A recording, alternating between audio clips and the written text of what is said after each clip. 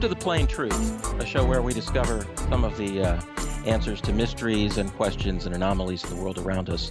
Every week we look into these things, and this week we have a special guest, Calvin Howard, also known as Seekverta. He's quite well known in the ORMUS and white powder gold and sun-gazing communities. And so, without any further ado, Calvin, are you there? Yes, I am. Okay, great. Glad to hear it. Along for the ride, we have a few guests this week. Oolong Rabbit. Oolong, are you there? I'm here, guys. Daddy Bob. Yeah, Daddy Bob here. And Uriel. Yeah, I'm here. Okay, well, thanks everyone for joining us. And so let's get started. So Calvin, I thought a good place to start would be a little bit of your background and how you got into all this. Should we start with sun gazing? I think that's what might have been the beginning of some of this. Yes, I'd say about 1975 or 6, I did some reading, and I got interested in sun gazing, and I began sun gazing, just independently, not with any group or anything. And this was actually in Memphis, Tennessee. And I was living there at that time, had a small business that was operating, and began getting up early in the morning and looking at the sun. And I found that over time, my whole body began to change, and my whole attitude began to change, which I could only attribute to the increasing amounts of sunlight that I was taking in. And I now, having done it for a long, long time, realize what was actually happening. But just before I closed my business and took a job international consulting in Saudi Arabia, I had gotten up to the point where I could look at the sun for, say, 30, 40 minutes at a time without problem. And when you get to what I call the avid sun gazing or extreme sun gazing phases of your experience, really big changes begin to happen in your attitude. And I noticed these things happening to me. And I can recall one experience where I shocked a good many people, and this is where, just prior to going to Arabia, they had an eclipse of the sun. And at that time, I was living in San Diego. This was about 1991 or 90 or 91. And it was a full eclipse. First time it had happened in that part of California in, I don't know, many, many years. And, of course, the television was broadcasting and the radio was broadcasting, do not look at the sun. Do not look at the sun. And, of course, being an experienced sun gazer at that time, had been doing it for 5 or 6 years, I didn't regard the warnings, and I stood out in a parking lot with a good number of other people who all had, various devices to watch the sun eclipse. And there I was, broad-faced, looking directly at the sun, and I thought people were going to tackle me and hurt me because they kept saying, don't look at the sun, don't look at the sun. But I stood there and was able to watch the entire eclipse of the sun for about 45 minutes and without any problems at all. And then that was proof to me that, you could develop your eyes in such a way that the sun will not harm you. But, it's something that people need to be careful with if they're beginners, because you can temporarily harm your retinas if they're not prepared for the increased and intense light that you're bringing in. So there, I've taught many people how to do this, and it's quite simple, and it's a life-changing experience. in 91, I went to Saudi Arabia to do international consulting work, and I actually lived there for a total of 8 years.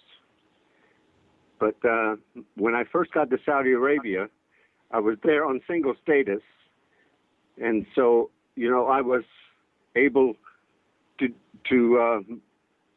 do this more unencumbered, I would say, by family or other things going on, because there's not much to do in Saudi Arabia when you're a man there on single status. So I developed a regimen there which further increased my ability to intake sunlight. But the latitude I was at and the intensity of the sun in the desert was surprising to me. There's virtually no air pollution there. And so the sky is quite clear. It's one of those places where you go out in the desert at night there and you can see the sky and the billions of stars. I live in Hong Kong now, and there's so much light pollution here. We can see about 10 or 12 stars at night. That's it, because of the light pollution from the city. But in Saudi Arabia, where I was, it was very, very clear. And I began a regimen of looking at the sun for an hour before I went to work, and then an hour at lunch, which is 12 noon, and then an hour at sunset. I was on the edge of the Red Sea, so every evening after work, I would go down to the Red Sea, sit on a rock, which became my perch for over a year, every day, and watch the sunset. And every morning, on that flat desert, you could see the sun from the very beginning of the sunrise. And then, during my lunch hour, rather than eat lunch, I would... I had a chaise lounge type lawn chair that I would lay in and watch the sun directly overhead for an hour. So I was sun gazing about 3 hours a day, which is, most people would call that quite extreme. And I fully began to understand why the ancient Egyptians and the ancient Essenes had 3 names for the sun. And I understand it quite a bit more now after many years of doing this, that, it's sun at noonday, they called the Most High God. And that is certainly true. But, today I'm 67 years old, and I don't require glasses. My vision, sun gazing has increased my vision. Before I started doing it, I had corrective lenses, but now I don't even need them. And, as a person ages, their eyes usually start to weaken. And I would say that, from time to time, I do need to read. I use a slight increased magnification, but no corrective lenses are required. If the print is really small, I do have a pair of 0.15 or something magnifiers that I use to read the very small print. But otherwise, I have perfect vision, better than my kids even. And so as far as damaging one's eyes, I would say that, that's not to be a concern if you gradually increase your ability over time to sun gaze. And one thing I would add, though, is I did have one scary experience right after I got to Saudi Arabia. And it was because, I guess, of the different latitude that I had been used to in longitude. And the brightness of the sun, sometimes it would get up to 50 degrees centigrade or 130 degrees in the daytime. And when you're sun gazing with a sun that's that intense, you do need to take extra precautions. But right after first arriving there, I would say within the first 2 or 3 months, I began this intensive sun gazing, and I forgot to keep my eyes moved. And I stared for, 15, 20 minutes directly at the sun without moving my eyes at all. And all of a sudden I realized when I, closed my eyes and then reopened them that I couldn't see. I had these really large bluish, greenish orbs in my eyesight, which, I thought I was blind. And it scared me out of my wits. But over time, and I would say, I was meditating and praying, oh, God, please don't let me be blind. And then I realized over time, the next day, that big blue circle was reduced, about 10 or 20%. The next day, it was like 40% gone. The third or fourth day, by the fifth day, eyesight was totally corrected. And so, I guess my prayer was answered or whatever. But what I also realized then, too, was that I could see better than I ever had before.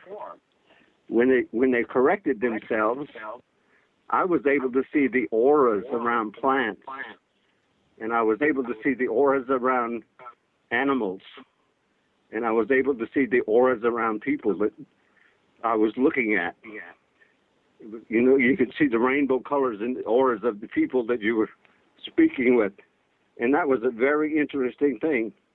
Now later, I did some research into sun gazing, and I found this guy by the name of, some writings from the guy by the name of Gustav Fechner, who was a German psychiatrist and medical doctor who tried experimenting with sun gazing back in the late 1800s. He eventually wrote 3 or 4 books about it, one about angels, because, he had a similar experience where he thought he had gone blind by exposing his retinas to the sun to a very extensive degree. And for several days, he was blinded. And then over time, his eyes corrected, and he was able to see angels. He saw the auras, but he also saw what he called heavenly beings, in the room with him from time to time. And he wrote a book about it. So people want to research this, look up Gustav Fechner, Fechner. And so I can relate quite a bit to the experiences that he had. But what I would say is, most people are very afraid of sun gazing. But as long as you gradually build up your eyesight to intake more and more sunlight, then you won't have a problem. I've always kind of been an impetuous type, so I probably pushed it more than most people do. I've heard people say increase it by 10 seconds every day, or maybe 1 minute or 2 minutes a day. I would do 15 minutes, 20 minutes, 30 minutes. I made bigger jumps, but it hasn't affected my eyes at all. So well, a couple of questions from this. I mean, it's fascinating to hear those experiences. I mean, kind of on a mundane level, I'm wondering, did your eyesight stay essentially better? I mean, even if you quit doing it, was it more or less cured? You mean now? Well, let's say you're living in Hong Kong, and it's probably a lot harder to do it there, and let's say you don't do it so much, but your eyesight didn't get worse. It didn't revert back to before. No, it's stayed better. And, from time to time, I would say now that I'm in my, middle or later 60s, once in a while I get up in the morning, maybe I hadn't had a full night's sleep, and my eyes seem a bit cloudy or whatever. All I have to do is go out, look at the sun for 5 or 10 minutes, and my eyesight becomes excellent almost immediately. And that's become the regimen I do now. You know, if I feel like my eyes are weaker at any given point, and they do because I do an awful lot of reading and I'm on the internet a lot, so I'm looking at these monitors probably far more than I should, and that does have an effect on your eyes. But going outside for 10 or 15 minutes and looking into the sun corrects that almost immediately. And I would say to people that, you know, in the early days, you know, I did extensive sun gazing, like up to 3 hours a day. Now I can accomplish what I used to accomplish in 3 hours in about 15 or 20 minutes. And so I don't need to do it as much as I used to because my body's accustomed to it. And I can, you know, almost immediately look directly into the sun without a problem. And I use a few various devices now also. I learned by studying the ancient Aztecs and the Viracochans that the sun priests of South and Central America, they used mirrors, which actually gives you a reverse image of the sun, which actually gives you what we would call moonlight. And so by alternating between direct sun gazing and mirrored sun gazing, you get both sides, I'll say. And well, now you've got me curious. How would that be moonlight? What does moonlight mean? Well, the moon only reflects the sun. And from an alchemical standpoint, you get the reversed light because it's a mirrored reflection. When you look at the moon at night, when you look at the full moon, you're getting a reverse reflection of sunlight. And you can accomplish the same thing with a mirror. Now, the sun priests of ancient America, they used gold, polished gold, finely polished gold. And I have such a mirror that I use. I had it made while I was in Saudi Arabia so that I could get reflected sunlight. And what are the effects? How does this differ from just normal sun gazing? It just broadens, I believe, your receptivity and also gives you a different aspect. And you know, I'm into getting the full aspect, both positive and negative. If you want to look at it from the yin-yang aspect, then the reversed or reflected light is the yin, whereas the direct sunlight is the yang. So if you want a full complement of both the yin and the yang, then you would use reflected sunlight. What would happen if you just went out and did moon gazing? Did you get any benefits from that? I'm sure there are some benefits, but I would say they're probably quite slight. You can act as your own moon by using a mirror. Or, okay. You know, the surface of a crystal will do the same thing. Some people do that because, and then they'll wear the crystal because the crystal will retain a lot of the frequencies of light that come to it while you're sun gazing, and then you can retain that and wear it next to your body. That will help as well. By the way, when you do this, do you need to be barefooted? I live in a concrete jungle, and it's very, very difficult to find earth to ground yourself on, but I try to ground myself at least once a day. But it's best. Well, for example, when you were in Saudi Arabia, did you? I would put my feet in the sand on the edge of the Red Sea, and that gives you a much more balanced reception, I would say, of the light because you're grounded. You know, you actually act as a conduit between the sun and the earth, and so to ground yourself. And I know there are some people that will tell you that always do it when you're grounded. that's not totally necessary, but grounding yourself from time to time is important. And To walk on the earth or walk on sand, put your feet in water on the earth is a good thing, like at the edge of the beach or something, or in the lake. That's a good way to do it as well.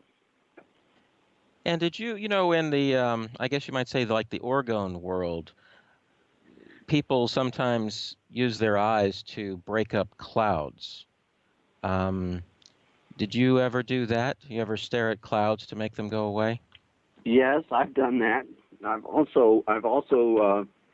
I found some very interesting things happen. And this has to do with the changing nature of your spirit and your soul as you become more and more an avid sun gazer, and that is your whole deportment actually changes. It softens you, and we'll get into why that happens a bit later, but because it's an alchemical effect that's actually going on in your body. I will say that I can fully understand St. Francis of Assisi, who, by the way, was canonized by the church many years after his death.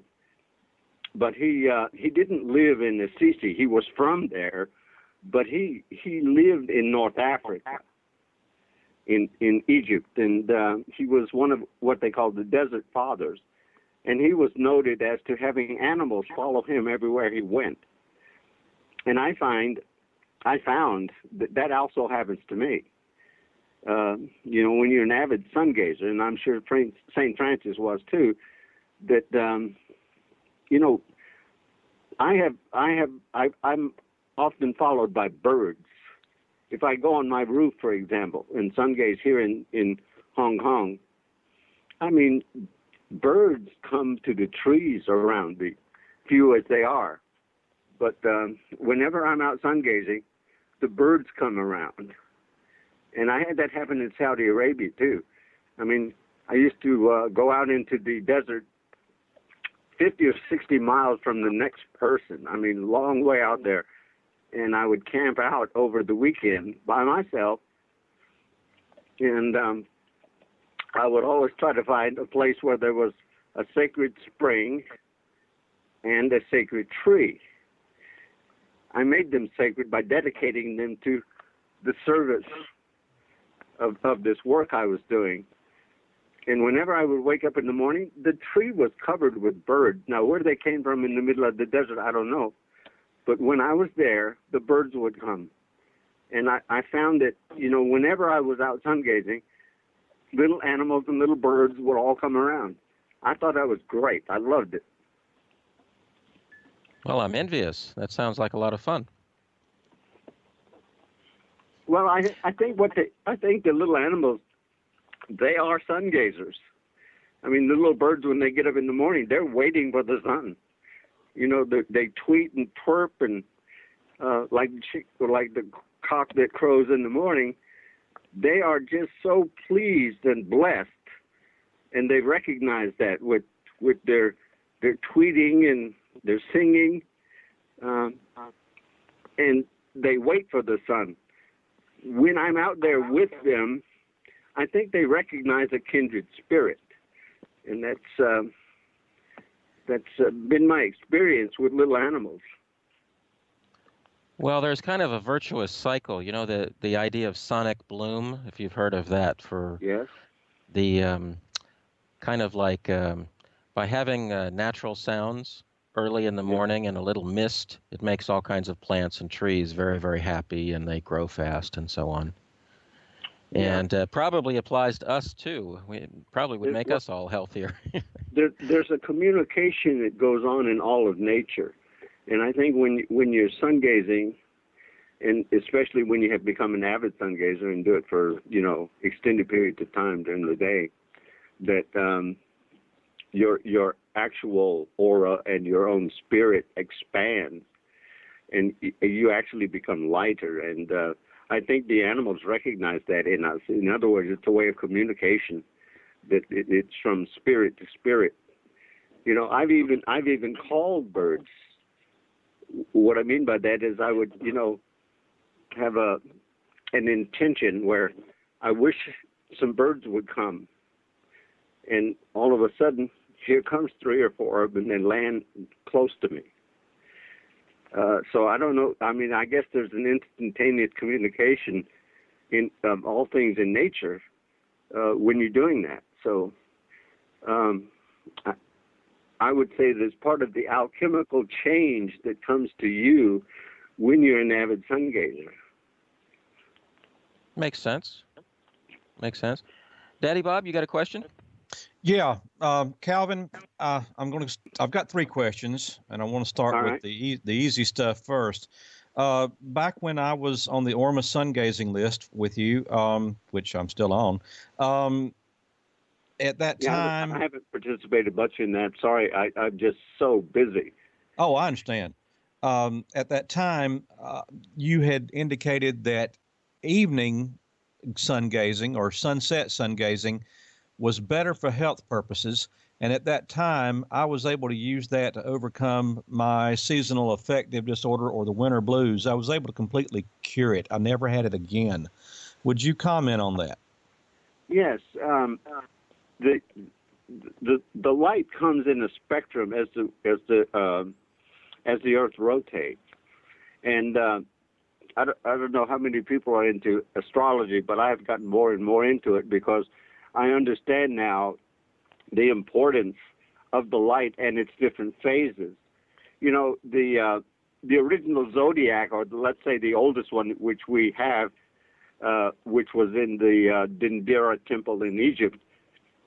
The Egyptians identified the 12 signs of the zodiac. There's actually more than 12, but the 12 main ones. And they knew that, Aries began at 6 a.m. and it lasted for 2 hours. That's when the Earth rotates 30 degrees. And so from 6 till 8, it's Aries. And then from 8 till 10, it's Taurus. And what the differentiation is a different frequency of light. In the morning, you get the ultraviolet spectrum, the finest light, what I call the spiritual light, comes in the morning. Now, afternoon, and every 2 hours, the sign of the light, let's say the zodiacal sign of the light, changes all through the night as well. But what the Masons call the royal arch is the first 7 signs of the zodiac. It is round, and that's what you get during the daylight hours of the zodiac. So what are we getting after Libra, the night comes on. And so, I mean, there's a great association between astrology and the light. Now, the physical light is in the evening. What I mean by that, you go from the infrared, from the ultraviolet all through the day. It's changing slightly. Past noon, you then start to get the infrared spectrum. So in the afternoon, the red light is physical. In the morning, before noon, it's spiritual. The 2 hours between, let's say, 12 and 2, there's a transition going on. You get both physical and spiritual light. But in the evening, like when you're watching the sun go down, that's almost totally infrared. And that is physical. Your blood is red. Your skin is red. These all have to do with the physical aspects of the body. Morning is for the spirit. Afternoon is for the body. Okay. Next question, and this is more involved. At that time, I was very busy raising a family and running a business, and just couldn't get out in the morning and do the morning sun gazing. And you suggested to me at that time to turn my face to the sun at about 10 o'clock or 11 o'clock in the morning with my eyelids closed And I did that, and I had something to me that was profound, and it still goes on. What I began to see was I would see a gathering from all corners of my vision of tiny suns. And then they would form a circle, and they would go in counterclockwise, and it would be like the tiger turning into butter, in the old tale. And it would turn into a bright magenta circle. And then all of a sudden it would explode, and all the tiny little suns would just go in every which way out of my vision. Now, that still happens to some extent, but not nearly as much as it did back then. No one has ever been able to explain to me what I'm seeing. Have you got any comment? Yes. I can't remember the essence of our older discussions, but a lot of people have very difficult time with the early morning sunlight, because let me tell you, when the sun first breaks in dawn, you can watch it for a few minutes, but it then gets extremely white. The light it's actually the ultraviolet spectrum that you're getting the most of, and it's very intense. And most people who have are couch potatoes and they sit inside all the time and they don't get much sunlight, this is very intense. And besides that, I mean, the sunlight will clear out the darkness that's in you. It goes back to the scripture, I guess, where Christ was saying, if thine eye be single, then your body will be full of light. But if it's not, then your body will be filled with darkness. And woe, how much is that darkness? It's something to that effect. But most people are filled with darkness. And so to encounter that intensive spiritual light early in the morning is very, very rough on them. That's why you have to do it quite gradually. But getting back to your question about closing your eyes and looking at the sun, I was probably recommending that if you have difficulty with the early morning sunlight, you can still get the sunlight, because the ultraviolet will penetrate your eyelids. And what you're seeing is light through your eyelids. Now, whenever light strikes the retina, it creates these phogenes or phosgenes in your vision. And these are those little spots that you're seeing. And, the more you take in the light, the less they will be. I don't have it anymore and haven't had for quite some time. But in the early days, I can remember, you get these spots in your eyes, and they can be any number of colors. And those colors, you should actually write this stuff down and record it, because it'll be of later use to you. But these various spots of color tell you something about yourself, because the colors, the chromatic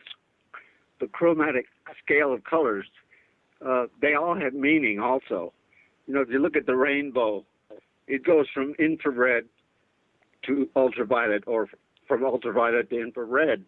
And those will be the colors of the phosgenes that you see in the light, or in your retinas as a result of light. And that tells you something about your physical being.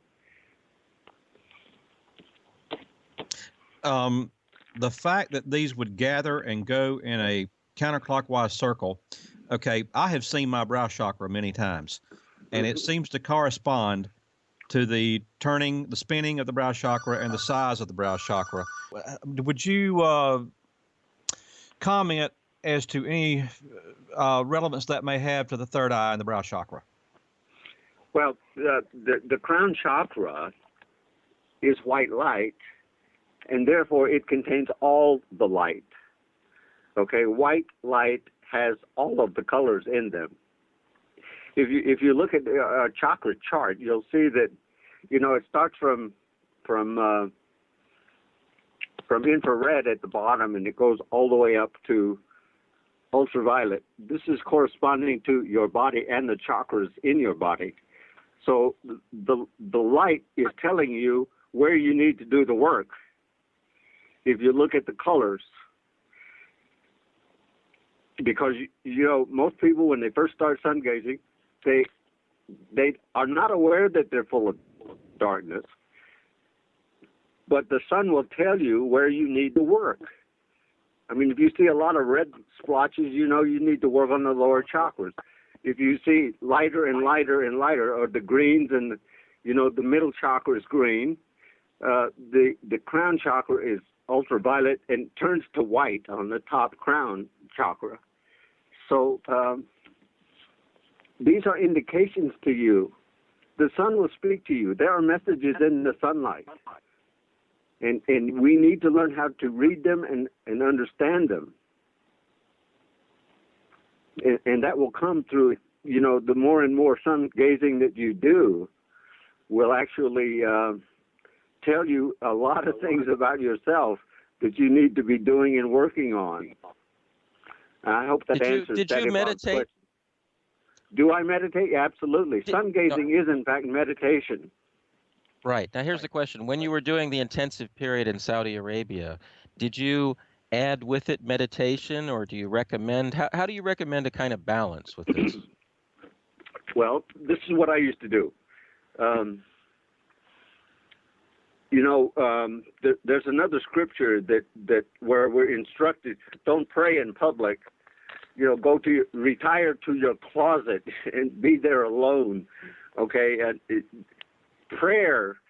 The translation of the word actually means meditation. So we're instructed, I think, from Christ to do this alone. And so what I used to do is, after sun gazing extensively, I would go into a absolutely dark place and sit in the dark. And believe it or not, you can test how much light you have in your body. And I used to do that, because to me the instruction was fill your body with light. And so when you close your eyes in a dark room, I call it a dark retreat. And I've even done that a few times here in Hong Kong. Is after extensive sun gazing, just go into the darkest place you can find, a closet or whatever, and shut all the light out totally. And then you can actually test how much light is in your body, because when you close your eyes, you will see the sun inside of yourself. That sounds interesting. How do you see the sun inside of yourself? Can you explain that a little bit? Well, you have a third eye. The pineal gland is a collector of light. It's got a curtain hanging around it, and I forget the name of it, something vellum. But it's the temple, like the ancient Israelites were taught how to build the temple. What actually that's talking about, the temple inside your brain or inside your head. And so that light is the Christ entity within you. And so when you close your eyes after extensive sun gazing, you will have a lot of light inside your head, and you can see it. It's like somebody flipped on the switch.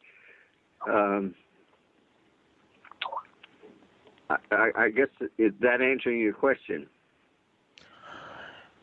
Well, to some extent, I think, in a way, you just need to do these things. They're experiential kind of things.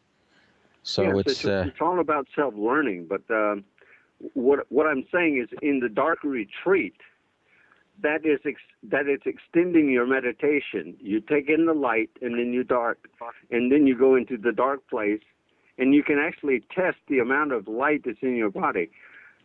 Lots of times I could not sleep because, when I closed my eyes, it was just as bright inside my skull as it was when I was out in the bright sunlight, because the light will stay in you. It gradually will move down to the solar plexus, but in the beginning, it's inside your head as well. And this was our instruction the ancient Essenes taught this as well.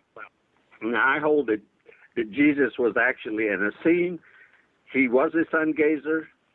When he went to the wilderness, out to the desert, he didn't fast and pray. He sun gazed. He didn't need to eat, and he meditated. That brings up another question. Some people say that if you sun gaze, you don't need to eat very much. Yeah, well, these are the breatharian types, and there's various ideas on that. I do know that I lost 40 pounds when I first started sun gazing extensively in Saudi Arabia because I just had no desire to eat. I was a bit overweight when I first went there, and after doing sun gazing for almost a year, 3 hours a day, my body received all the energy it needed. I didn't need to have energy from food, and so I just existed basically on liquids. I fasted for more than 90 days at one point, where I didn't eat anything for 90 days, and I was the healthiest I've ever been in my life. So I would say that, if you do that totally, which is very difficult to do in our complex societies today, but you could exist entirely on sunlight if you wanted to. There's many people in the past who have done it. I can verify that it can be done because I've done it. And but you'll find also that one of the greatest cultural social activities that people do is when they sit down and have a meal together. So if you're a person that doesn't require eating, you're going to lose a lot of your friends. That raises another point I wanted to bring up, Calvin, and maybe Plain would know about her, but there was a Japanese woman named Mayuki Hatoyama. I think she was the wife of I'm not sure if it's the current or the former Prime Minister of Japan. And one of the claims that she made is that she gains energy by actually eating sunlight. Have you ever heard of that practice? Well, yes, that's what the breatharians do, and sun gazing is actually a part of the practice of that, but it also requires a regimen of proper breathing. Most of us don't really know how to breathe, and I found even in Saudi Arabia, where the relative humidity was like 12 to 13 or 14%.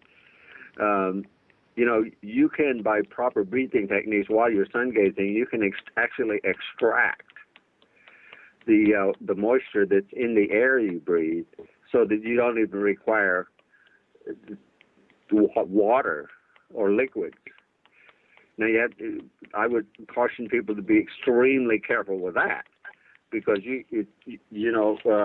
unless you know what you're doing, and I'm not an expert on it, but I do know that with proper breathing techniques, like, breathing in properly, using your diaphragm to assist you in the breathing in, and holding the breath in, that your lungs will actually extract any moisture that's in the air that you breathe, and that water will be retained in your body, and then you breathe out dry air. But it takes a lot of practice, and people need to know what they're doing before they, do that. Just a sort of a technical question. When you do this practice, do you have the eyelids sort of like half open as you do some of the meditation techniques? You mean while sun gazing? Yeah, or do you have them wide open? I have them wide open. Okay. All right. Now, what I will do sometimes, depending on the intensity of the sunlight, is I will do what I call the 40 days and 40 nights, and what that is I sun gaze with one eye and hold my hand over the other, and then I count to 40, and then I'll switch eyes so that it's pretty severe sometimes, and I found this out in Saudi Arabia that. Both eyes wide open directly into the sun, you get a tremendous amount of light. Now, you have to also understand that you have one positive eye and one negative eye. I mean, everything that comes in twos, one is positive, one is negative. and your eyes are the same. That means that you have a receiver and a sender. You know, you can test to see which is your stronger eye, but whichever one is your stronger eye is your sending eye, and whichever one is your weaker eye is your receiving eye. So you are actually in communication with the sun. When you're sun gazing, you have a right eye and a left eye. You know, you're sending out your thoughts, your intentions, whatever, into the sun, and then the sun is going to answer you, and then you receive it with your receiving eye. And so, you know, messages are being transmitted whenever you're sun gazing. So I would break that up into sending only for a time and then receiving only for a time. No, I know in some of the Qigong systems, you know, one side of the body is yin, one side is yang, and then in males and females, the two sides are flipped. Is there any type of thing like that as males or females, any difference, or would you say it's just the individual? Well, I'm saying that you have a positive and negative eye. Some people say that the negative is the female and the positive is the male. I don't know whether that's true or not. I actually believe that the right side, let's say, you know, everything in the Bible says Christ is on the right hand of the Father. It's always talking about the room on the right, the door on the right. You know, actually, I think that's the female side. In other words, I think society has it reversed. Why do you think that? Huh?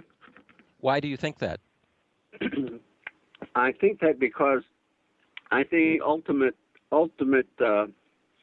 deity is Sophia, which is wisdom, and Sophia is female, and she occupies the right side of the brain. She's in the cerebrum on the right side, and that is the ultimate Eden, which would mean that the left side would be therefore male, or the left room of the cerebrum. Okay. That's just my own personal opinion. I've only come to that, let's say, in the last 4 or 5 years. Well, I don't know. Let's move on a little bit. Daddy Bob, you got another question? Yeah. One more question about these things that I was seeing when I would look up at the sun with my eyes closed. This only happened one time, but it was very vivid. I saw a lattice work. It was a very classic architectural type of lattice work. I saw it in my vision with my eyes closed. It was magenta red, and no one has ever been able to tell me what I saw. I never saw it again, but I did do some reading one time that indicated that I might have seen something to do with sacred geometry, the lattice work of reality. Would you comment on anything about that? Yeah, well, you know, during sun gazing, I've had a number of what they would call, I guess, mainstream would call it out-of-body experiences, where you actually basically leave your body, and I have done, you know, I've seen myself below from way above, and I would say that there is a sacred geometry to all creation, and from above you can see some of it. I don't know if you're familiar with the work of what's his Nassim Haramein. I've tried to keep up with him a bit. Yeah, well, you know, he's saying that what you're actually seeing is the vacuum in space, which is in the 64-sided tetrahedron, and I know that's true because I've seen it. I've been up there with it, and you know, you try to explain this to people, they don't know what you're talking about. They think you're some kind of wacko or crazy, but let me tell you, it exists, and you know, as I've always said that there are messages in the light, and therefore you need to be aware that you are going to be receiving messages, and the only true language is basically mathematical, which is geometrical. And so when you see these various patterns, I used to have a notebook when I would go sun gazing, and I would kind of draw some of the patterns I saw, and then study them and see what in the world am I being told here? What am I, what instruction is this for me? And so let me just say that these are messages to you, Daddy Bob, and you need to kind of draw them, write them down, and study what you feel their meaning is for you, because somebody's trying to tell you something. Okay. Interesting what you said about math and geometry. I just recently heard a quote that said that mathematics is a language and it can lie, but geometry cannot lie. Well, maybe that's your message. Okay. Because, speaking of that, I didn't mean that to be, flippant or humorous in any way. What I mean by that is, we all have different experiences, and we all have different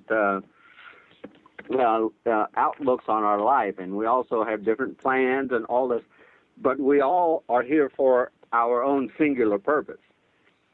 And so, what you see may not be what I see. And so as you go through your life and you get these various messages, you will be prompted, as I am so often.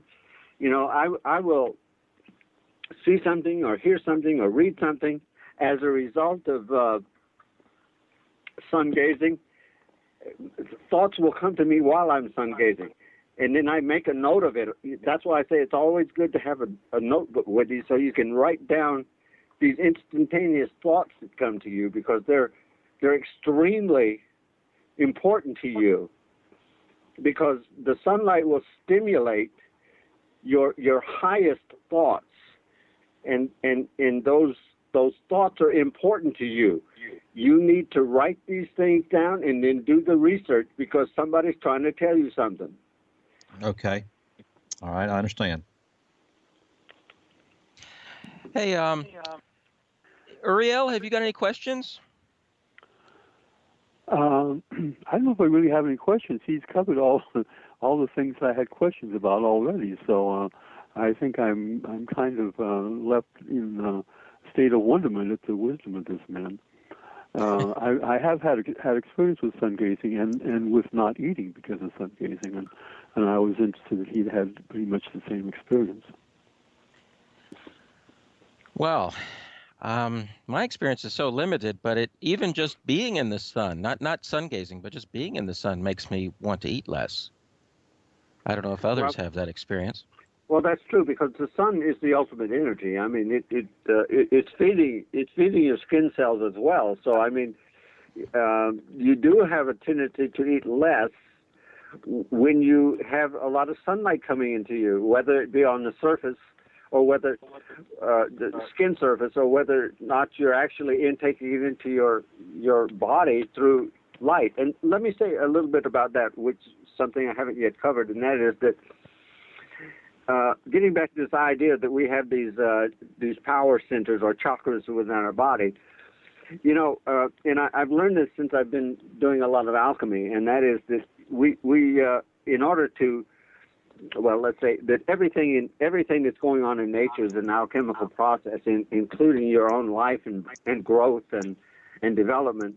These are alchemical processes going on, and what I let me preface that by saying that, when you eat a steak, or when you eat vegetables, or when you eat a baked potato or whatever, after you've eaten it, it tasted good, but then you kind of forget about it. But your body will perform an alchemical process on that food, and it will extract the essences that your body needs from that food and trash the rest, throw the rest away. So what's going on in your body is an alchemical process. Now, those 7 chakras follow the alchemical process also. And you'll notice that in any laboratory where they're doing alchemy, they have a retort, and that retort has a source of heat under it. And the sun, by the way, is our alchemical furnace. Those people who do not get sunlight, they're not going to be very strong, and they're not going to be very healthy, because in order for us to increase this alchemical process that's going on in our own body and in our own growth and development, we need a source of a furnace. Every alchemist has a furnace of some kind of a heat source. Now, the sun is the human body's heat source, and that heat and energy is stored in the center chakra. It's right in the middle. It's called the solar plexus. I've tried for years and years and years to discover who named this thing. Where did the name solar plexus come from? And I can't find out. It's just always been called that. I mean, since the time of the ancient Greeks and beyond in ancient history, this particular area, which is just above the navel, is the solar plexus. And, you know, one of the things I learned when I was extensively sun gazing is when I'd lay in my chaise lounge, say at noon, and gaze at the sun for an hour, when I'd come back in, I would feel like I had done 100 sit-ups, because my solar plexus was just aching, like I had been exercising extensively. And I hadn't done anything. I just laid there. But what happens is when you take in sunlight into your eyes, you know, it goes into the optic chiasma. And there's, you know, the chiasma is like clasped hands which encircle the pineal gland. But there's a direct conduit from the pineal gland directly to the solar plexus. And that's where the energy of the sun is stored in your body, is in the solar plexus. And by the way, you know, lots of research has been done in the last 25 years on the solar plexus itself, and it contains brain matter. I mean, there are neurons, brain cells in the solar plexus. It's a second brain. We actually have 3 brains in the body. One of them is in the solar plexus. The other is in Leo, which is the heart. There are brain cells in the heart as well. So we've got, remember that there is a law of 3 in nature. Everything comes in 3. And so we have 3 brains in our body. The second largest brain in the body is the solar plexus. And that is the alchemical furnace for our body. If we don't get enough sunlight through our eyes that has been transmitted down to that middle chakra, then we're going to be lacking in health and in development and in spirituality. So it's extremely important that we understand the alchemical process that's going on in the body. And the alchemical furnace, or the human body, which the ancients called, the human body was the retort of the alchemists. The alchemists. I was going to say, Calvin, I think there's a connection, is there not, from the vagus nerve that goes from the eyes down into the solar plexus? Yes. But it's, you know, the word vagrant comes from that. That means it's the wanderer. But all the organs of the body and every other part of the body, they all complex, or they all plexus in the solar plexus. The only difference from that and our cranial brain is the cranial brain is white matter covered with gray matter. In the solar plexus, it's gray matter covered with white matter. It's like the reverse. It's the yin and the yang. Fascinating stuff. Hey, Calvin, I got another question. Do you think the sun has been changing? It seems to me that, let's say, 30, 40 years ago when I was younger and I looked at it, it seemed to be yellow. And now it looks like it's white all the time. Yes, you're exactly correct. There's many changes going on in the sun. I've been able to notice them as they've happened, and I do take notice. Yeah, about I don't know, maybe 15 years ago, it started to change drastically, and from that yellowish color that we always had, it's now totally white, and I think that speaks of what's happening in the greater universe around us.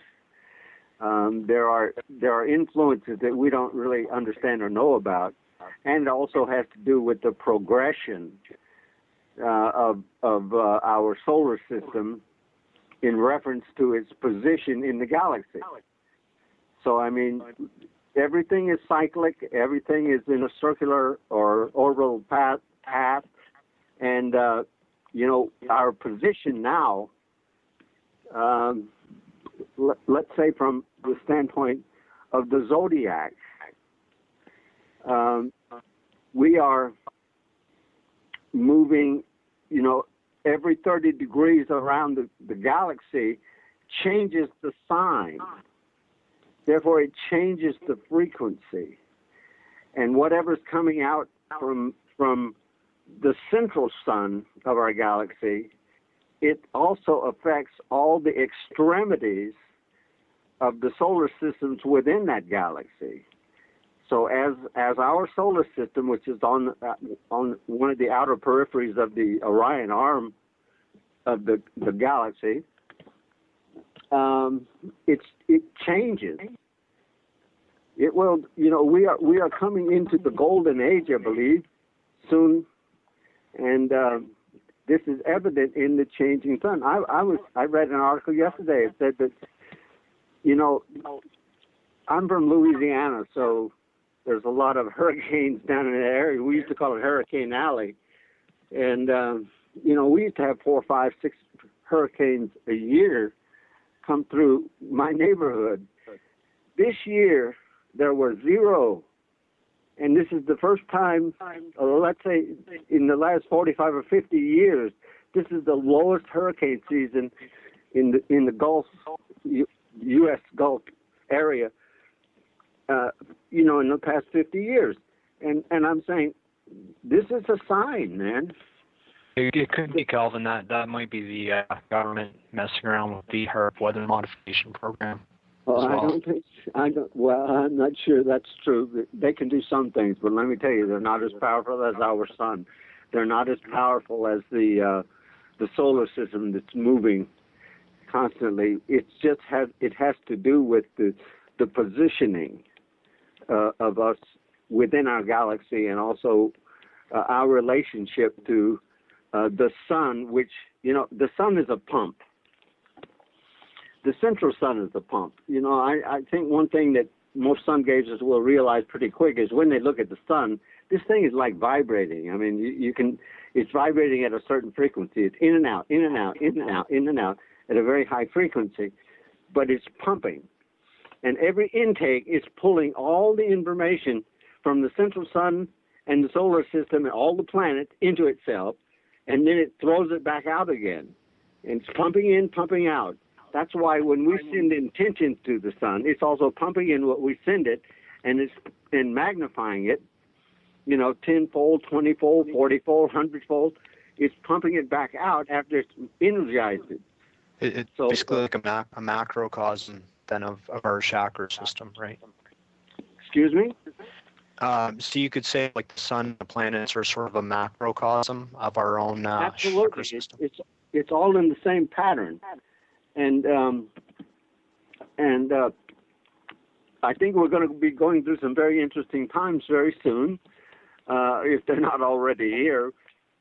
It's interesting to watch how this is all unfolding. But believe me, the government's not in control. Something much larger than the government is in control. Well, Calvin, I'm with you on that. I being here in Japan most of the time, though, I can say there have been a lot of typhoons this year, and they've almost all tended to head towards Fukushima, which is interesting because, so many people argue that the weather is really based on electrical currents, mostly from the sun, but then also, in this case, maybe the massive radiation. Radiation is an electrical phenomenon too, the ionization. Yeah, I And know. so possibly, yeah. So possibly, I mean, it's certainly been deader than a doornail over on the Atlantic Gulf Coast side of North America. But then, maybe, who knows? Maybe it's been extra energy came over towards the Pacific side. I'm not quite sure about that, but for sure, the sun, solar spots and everything, it's really dramatically different than normal. So we're in quite a period here. When I was in Saudi Arabia, for example, when I would sit and watch the evening sun, the sun has an equator. It has a pole. It has a north and south pole, and they rotate at different rates. And that's what's interesting. I would watch the sunspots move across the sun. It takes 11 days if they're in the southern hemisphere or the northern hemisphere. It takes about 28 days for them to move across the sun if they're near the equator. So it's interesting to watch that there are very few sunspots right now. Almost none, I thought. Mm-hmm. Well, I guess the question is, going forward, what do you think this means? I mean, do you think are we heading towards kind of a climax of, I don't know what you would say, some good influences, good forces coming out, and some of the bad ones being driven down? Well, it's all regulated by the spheres that are circulating near and around us. The sun being the primary one that we should be interested in, but each of the planets, but also, I think occasionally those, shall we say, God or the eternal force out there will send something through our system which will alter things. If we're not going the right way, I mean, you take, for example, this previous comet that was supposed to come through. I don't know, what was the name of it? Ison? Not Ison, not that one, the one before. Anyway, it got close to the sun, and the sun shot out a blast of flare that broke that thing up and almost, disintegrated it within seconds. And, the Soho is sitting out there watching this. By the way, I want to say something about that, too. And that is, most people think the sun is very, very hot. I think we discussed this last time you visited Hong Kong. And that is that the sun is not hot. The sun is just an electrical light, as we'll say. And it's not hot. It's cool. That's why they can sit a satellite up there next to it, and it doesn't burn up.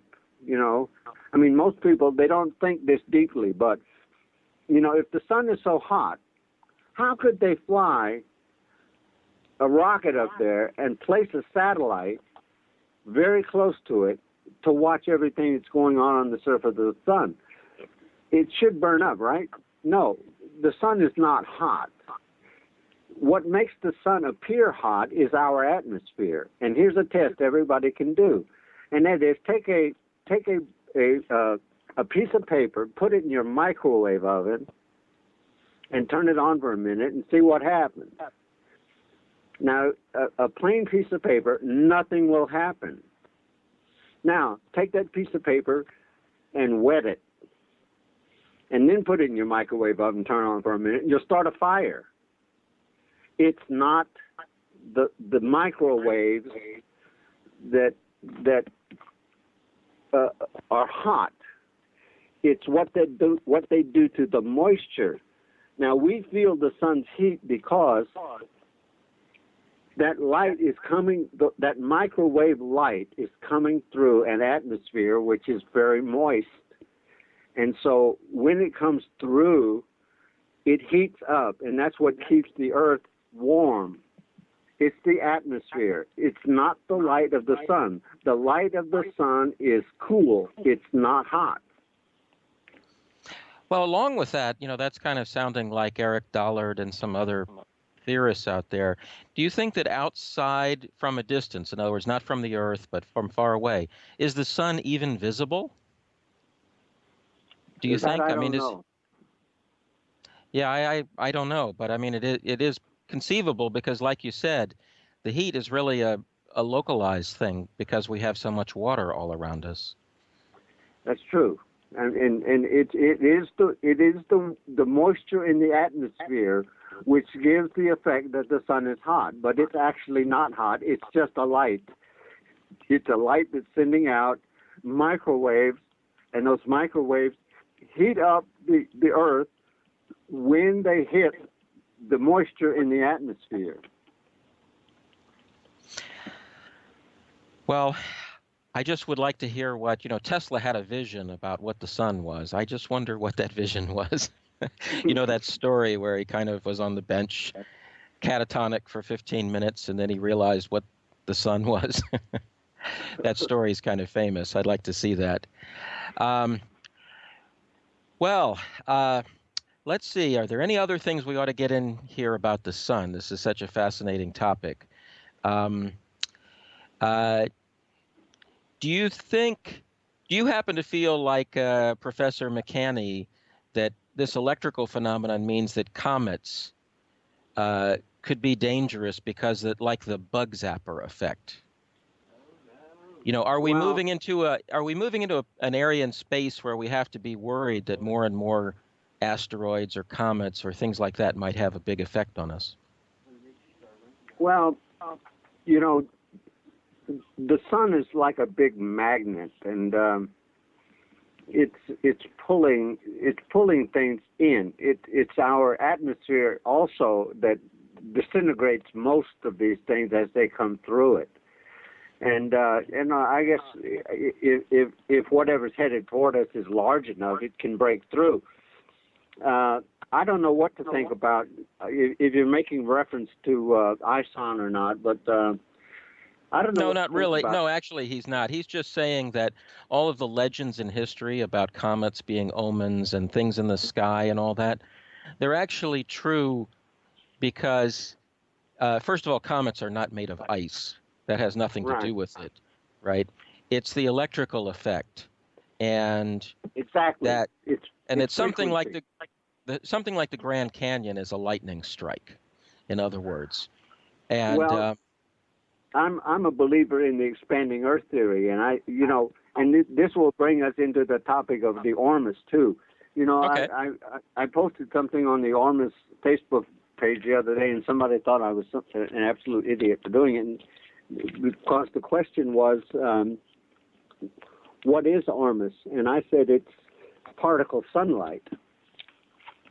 We know from Einstein that energy, E equals mc squared.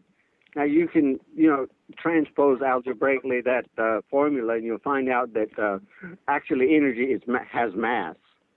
And that's been proven because radio signals can be bent by the gravity of certain celestial bodies like the moon and slowed down because of the curvature of that transmission. So Einstein was right in that respect, and that is that energy actually has mass. We also know that energy can express itself either as a wave or as a particle.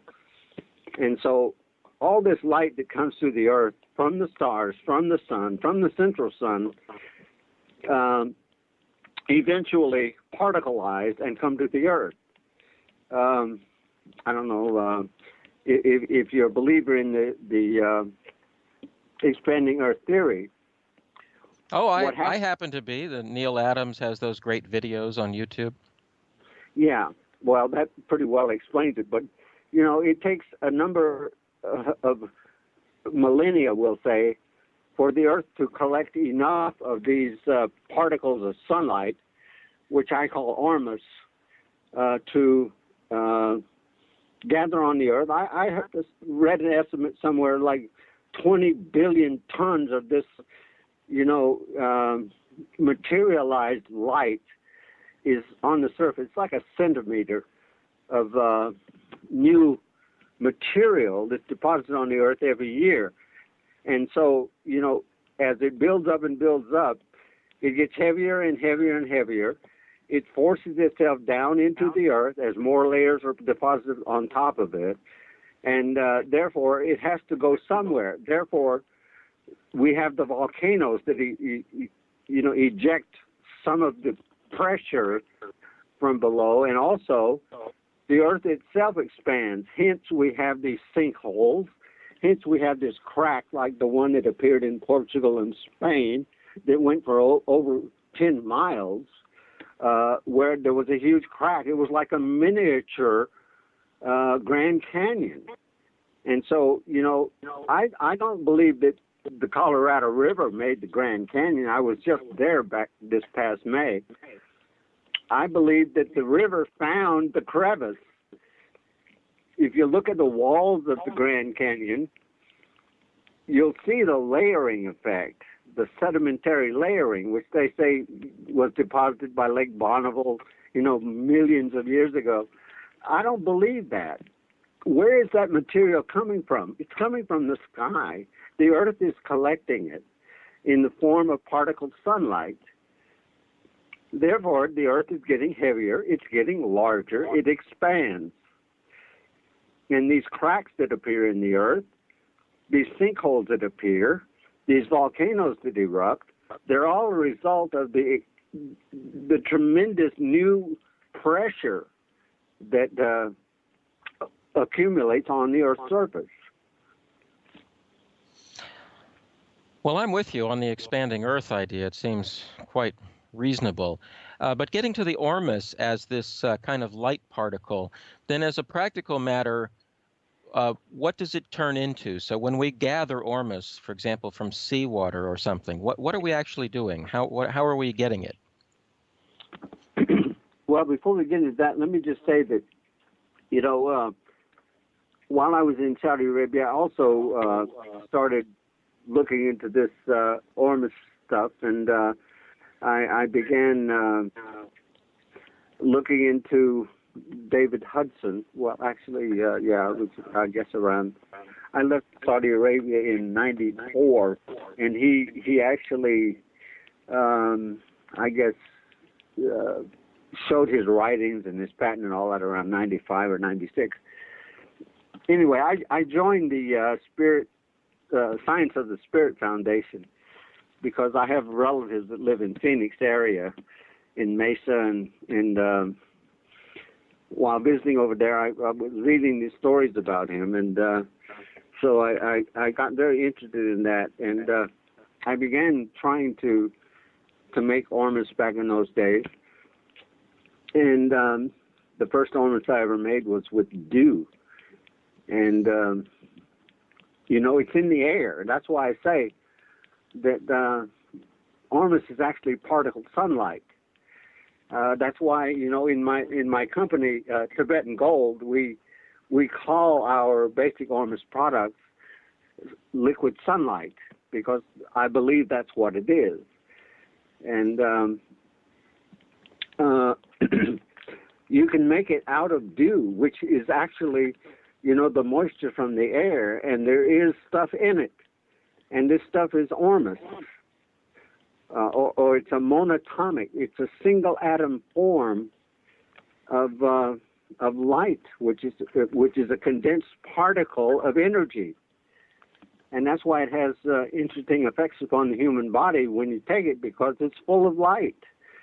Barry Carter says that it's like the bridge between the material and the physical world. Well, if the material world is physical, then the spiritual world is electrical. It's the spiritual world is the energy out there before it becomes material. And if you decline light, like let's say light coming from the sun, it gradually slows down and slows down and slows down and eventually impacts the earth. It's still something, and as Einstein said, that something, that energy turns into mass. And that mass, I believe, is ORMUS.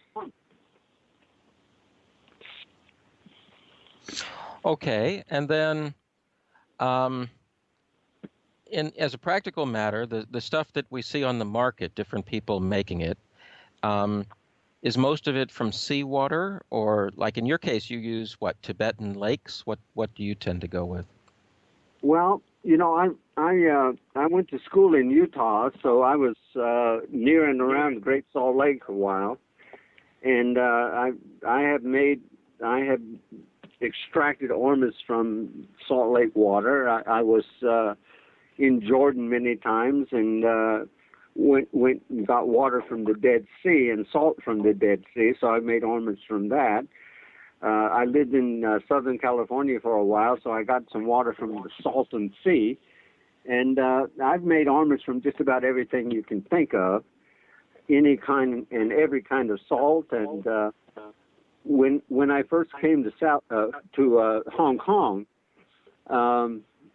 I was reading that there were several, not several, there's hundreds of small salt lakes throughout the Gobi Desert and also in the eastern Himalayas in Tibet.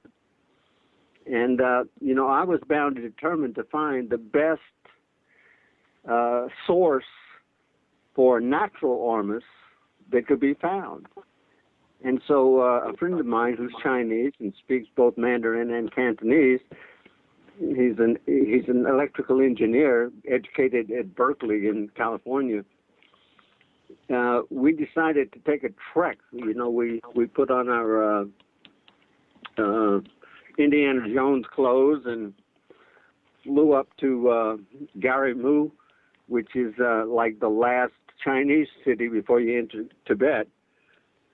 And we rented a four-wheel drive vehicle, and we decided we would explore some of these lakes that are in the eastern Himalayas in Tibet. And so we did, and we went around to a good number of them, and I took samples from all these different lakes. Some of them are more concentrated than others, but we found one particular location where the water was kind of a yellowish, bluish color, and looked down into the lake, and they had crystals, salt crystals that were like 10, 12 feet tall. Salt crystals standing up in the bottom of this lake, and took samples of that and found that after deriving, I took my chemistry kit with me and derived ORMUS from it. And wow, I couldn't believe how prolific some of this water was with natural ORMUS. And then as I did more research, I realized that, here's an area that's about 15 to 16,000 feet in altitude. This is a high arid region in the prefecture of the southern prefecture of the Gobi Desert. And what happens is the snow melt, or what we call glacial melt, goes down into these little lakes in the spring. But then they have about 9 months of just no clouds. I mean, it's 15,000, almost 3,000 or 3 miles high in the sky with intense sunlight that evaporates all the fresh water out of it, and it just leaves the mineral content of this glacial melt in there, and it's been doing this for millions of years. And so, we tested water on the surface, a little bit further down, and then at depth. And if you pull the water from depth, you get a water that's like 1.5 times the weight of natural water. And the difference is it's full of minerals, monatomic minerals. I mean, the water is as clear as a bell, but when you treat it and derive the ORMUS from it, wow, you get 400, 500, 600% more ORMUS out of it. It's more than double what you get out of the Dead Sea. I found the most concentrated salt water and the oldest salt water on planet Earth. And so that's what we use as our base source material for the ormus that we make at Tibetan Gold. Okay, that sounds good. I've used it and I like it. I guess it's a good point to mention that you have a company and a website, and it's Tibetan-gold.com, right? No dash. Just No dash? Okay. Okay. And let's see, going on with the Ormus then. So you went there and you found that, and you also, I think you sell like an extracting kit, don't you? Well, I mean, the first time I went, I brought back maybe 20 or 30 liters, but then when I realized how good this stuff was, I went back up and I hired a trucking company out of Lhasa in Tibet to haul a dozen 440-liter barrels. I have to be careful how I say this, but anyway, we brought it from Lhasa to Shenzhen, which is near Hong Kong. Mm-hmm. Well, I've seen your big barrels, so you've got quite a supply. Yeah. Well, you've seen some of them. Well, yeah, exactly. How do you recommend people use Ormus, and what do you think are the most common effects that you see when people start using it? Well, this is something I should have said earlier, but when I first made Ormus myself, and being an avid sun gazer, I recognized the effects that sun gazing has upon the human body. And the first time I sampled Ormus, I got the same feelings internally, like being filled with light, that I got when I was sun gazing. And that also is part of the reason why I realized that this Ormus material, these monatomic minerals that are in nature, are actually a form of light, condensed light. And so it was the effects that the Ormus had upon my personal self that made me realize that, hey, this is some good stuff. We need to take a look into this. I think my website was, I put up maybe the third or fourth one, marketing Ormus. But the point that I got to was that, I started making this stuff, and then I would share it with friends, and after a while they said, hey, I want some more of that, And it got to the point where, I was just making it for everybody. And then I said, I got to, start recouping. It costs me a few $1,000s every time I go to Tibet to extract some of this water, and then the transportation costs to get it 3,000 miles from there to here. It can be expensive. So I decided I would start marketing it. So I put up a website. We had a few products in the beginning, and but there wasn't enough Ormus sales to make any difference. So we added a line of curative teas. I became very interested in the Chinese curative effects of many of their teas, or the curative effects of many of the Chinese teas. So we have a website that also markets curative teas. We try only to have teas that make some curative effect on the body. But anyway, when I set up the website, there were very, very few sales. But over time, it's gradually grown and grown and grown. And I would say we're probably one of the largest marketers of Ormus worldwide. We ship to over 65 countries now. And, it's still a small business, but our name is getting out there. We've now had the website up for about almost, about 9 or 10 years. Mm-hmm. And you also, of course, sell white powder gold, right? I mean, we're getting into, Yes. there's a Yes. line where you go from ORMUS into white powder gold, and you, as you said, I guess you have relatives near in the Phoenix area, so Dave Hudson and all that.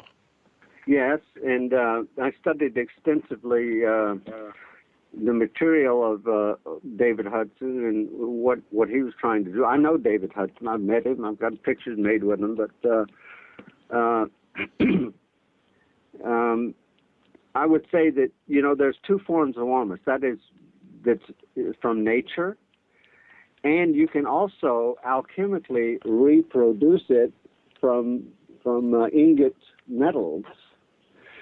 The platinum group of metals on the periodic chart, most of those can be made into white powder gold.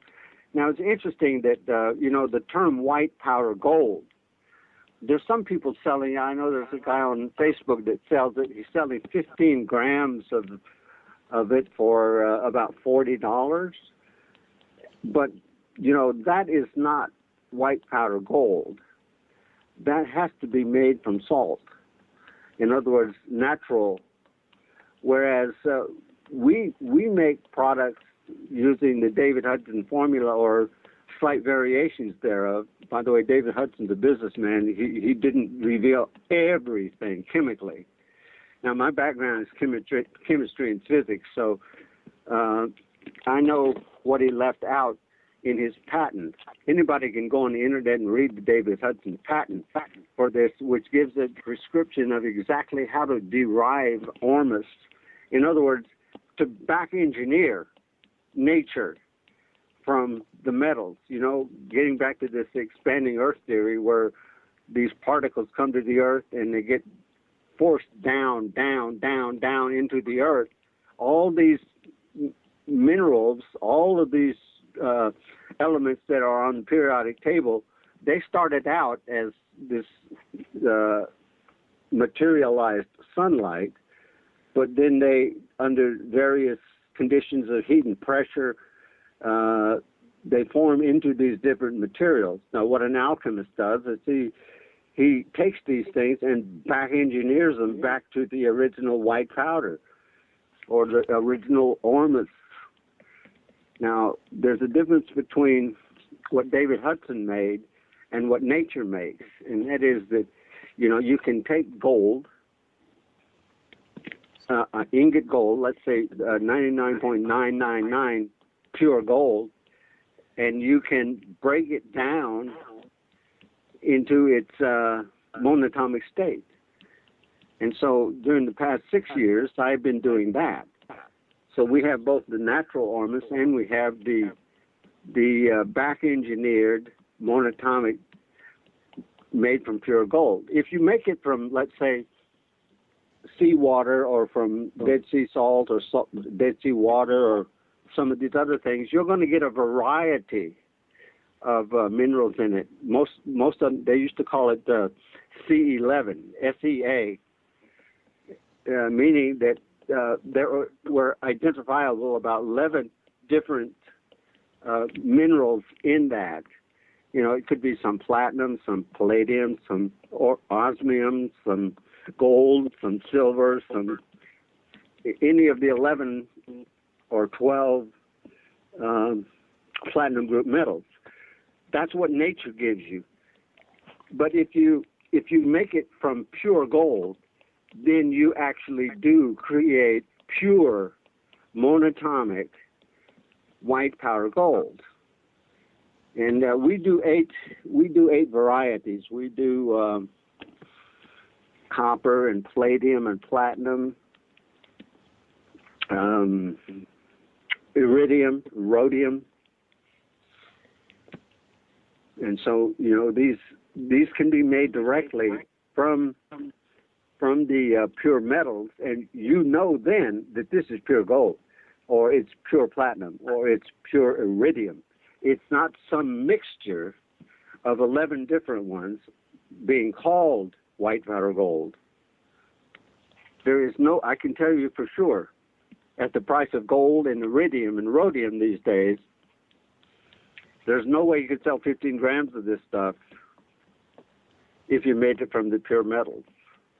And what's being marketed by some people as white powder gold, where they sell you 15 grams of it, I can assure you it's not white powder gold made from pure gold. Well, I guess I have a question. A lot of the listeners are going to be familiar with the general idea of Hudson and what he found and his background and so on and so forth. But I guess what many of us don't know is how have things changed, let's say, in the last 10 years? What have we found out now, or what's new now that we didn't know, let's say, 10 years ago? Well, I would think from an anecdotal point of view, we know the stuff works. You know, I mean, when David Hudson first revealed that this white stuff in his soil was actually concentrated iridium, rhodium, and gold, people thought he was crazy until he spent $5-6 million proving that, yes, it is. It's just in a different state, okay? A lot of, people said he was, crazy because he was getting the stuff out of dirt. He's a farmer, I mean, his grandfather was the Secretary of Agriculture for the state of Arizona for a good number of years. So, he's basically a farmer, and that's his training. But he was willing, being a successful farmer, to spend the money to determine whatever it took to find out what in the heck is this white stuff that keeps oozing up out of his soil and making it almost virtually impossible to grow certain crops there. And so what we've learned is that David Hudson was right, and that this stuff does occur naturally in nature. Now, that part of Arizona where he's from, I think one of his biggest farms where he discovered this stuff is actually near Yuma. I mean, you're talking about desert, but it's volcanic desert. If anybody's ever driven through, parts of New Mexico and Arizona there, that's volcanic area. This stuff was created by the eruption of volcanoes many years ago and deposited all this material on the ground. And so we know that David Hudson was right, that this stuff is out there in nature. David Hudson, though, decided, well, if this is gold, if this is iridium, if it is rhodium that's in his soil, can you actually take a piece of metallic gold and make this stuff? And can you take, metallic iridium and make this stuff? And he, through his patent, proved that, yes, you can. In other words, he duplicated what nature was doing and actually made a purer form of, he called it ORMUS, which is orbitally rearranged monatomic elements. Okay, ORMUS, we have hence used the word more, ORMUS. And so he found that you could actually duplicate nature by back engineering the metal into this stuff that he found in his ground. And we also know through many experiments that he did in the medical profession and contracts he had with certain pharmaceutical companies that, yes, this stuff actually does work and has major healing effects on lots of things. Not just on the physical, but also the psychological. So that ORMUS, has a calming effect. It has an effect of enlightening people. I mean, there's quite a few effects that it has.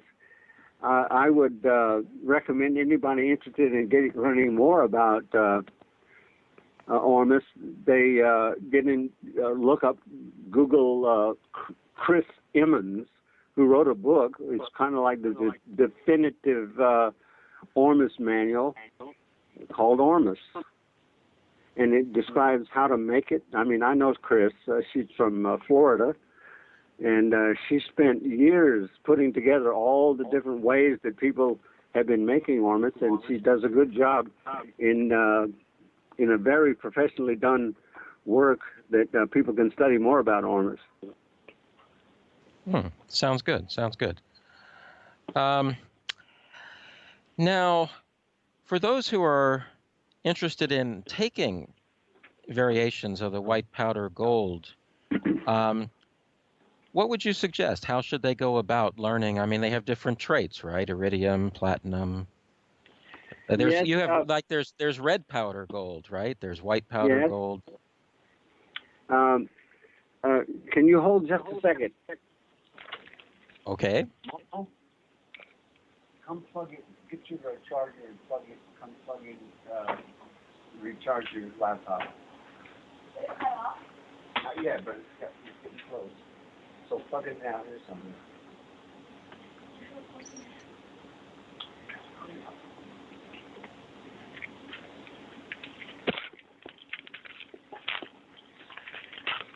I'm sorry for the interruption, but I'm having to plug in the laptop because the battery's about to go out. Oh. Hey, Calvin, how much longer can you go? We don't want to. No, I'm fine now. We don't want to wear you out. No, I'm fine now. I'm good to go. So another 30 minutes is okay? Oh yeah. Okay. But restate your last question, and I'll get into that.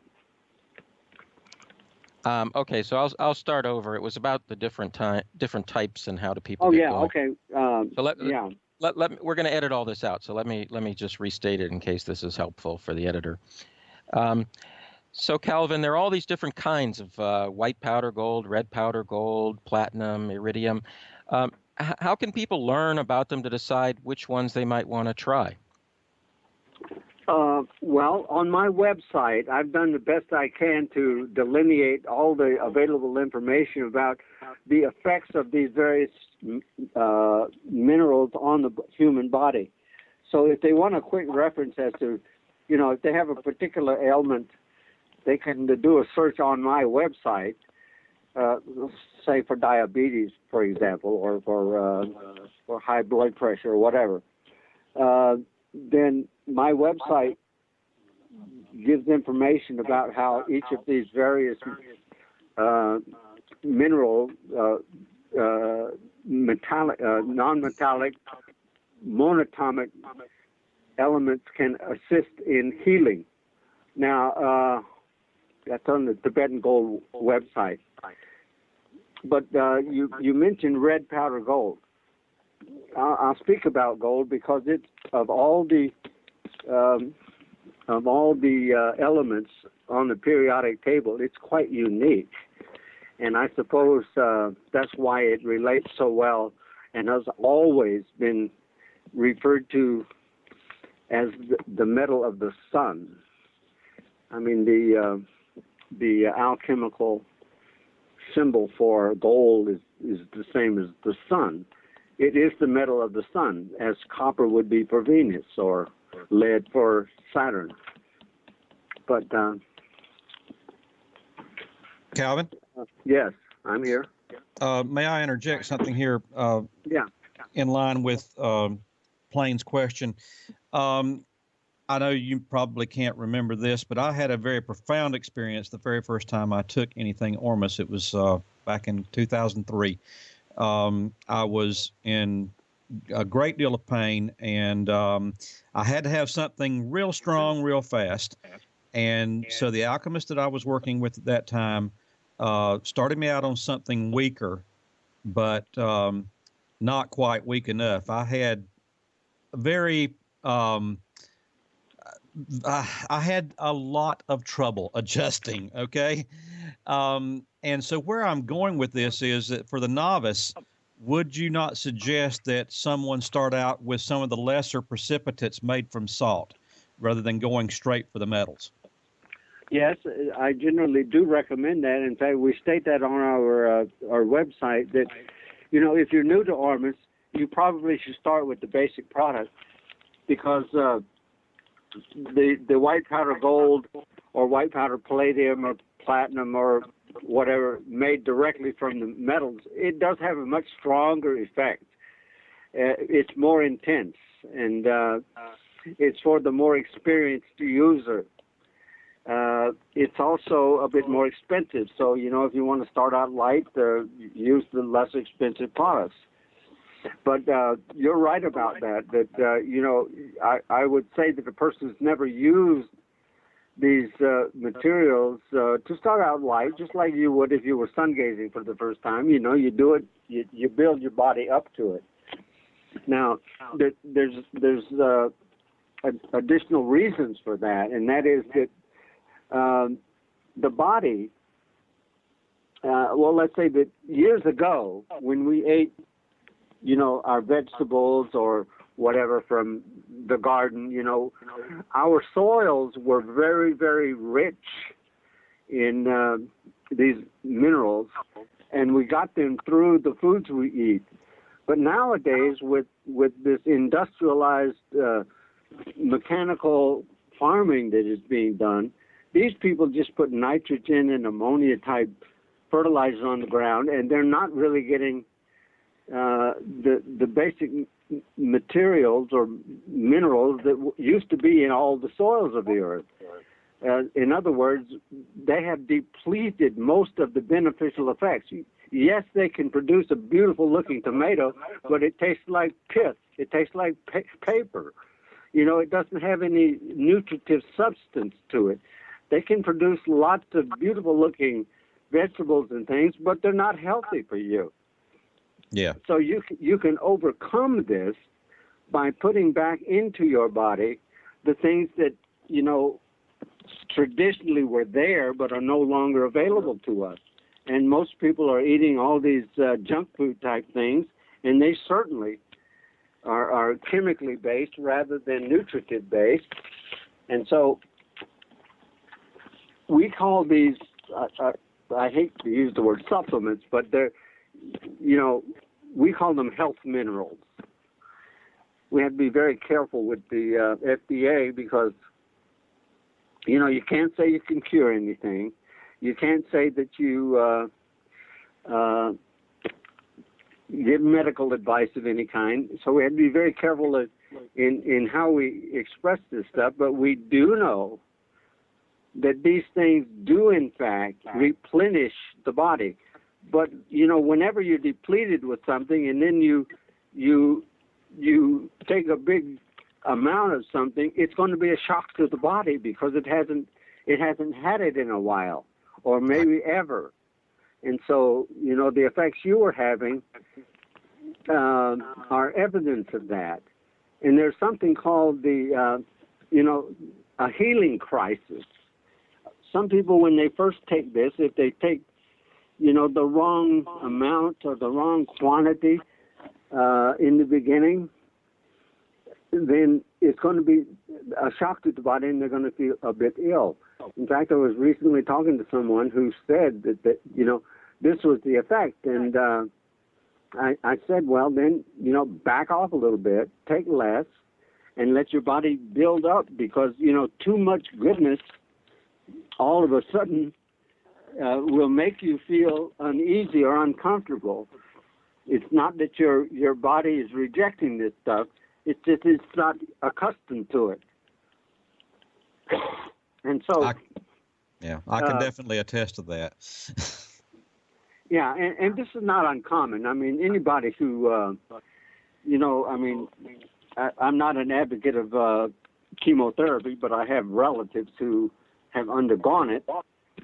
And the same thing happens when, they force these chemotherapy solutions into the body. Man, your hair falls out. You feel sick. You can't walk. I mean, and what your body is experiencing is a shock. So, I mean, I don't think people should ever be worried about taking ORMUS. There's nothing harmful in it. And that's another thing. I don't mean another to. thing we've I'm learned sorry. over the years is that no one has ever been harmed by taking ORMUS. It's just like no one has ever lost their eyesight from sun gazing. Yeah, I don't mean to make it sound dangerous. It is just so life-changing that that can be really hard to deal with.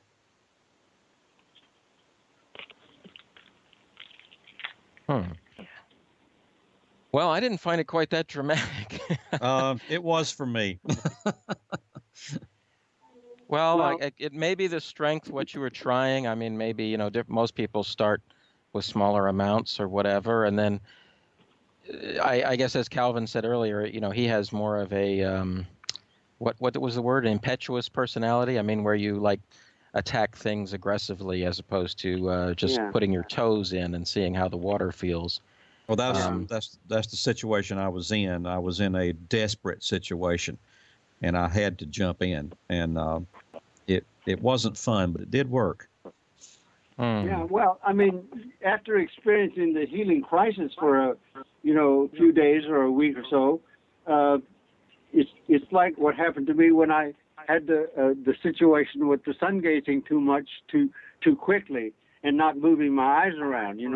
I was blinded for a few days, but after I overcame that, it was better than ever. Mm-hmm. Mm. Oh, hey, I got back to a bit of a question there earlier.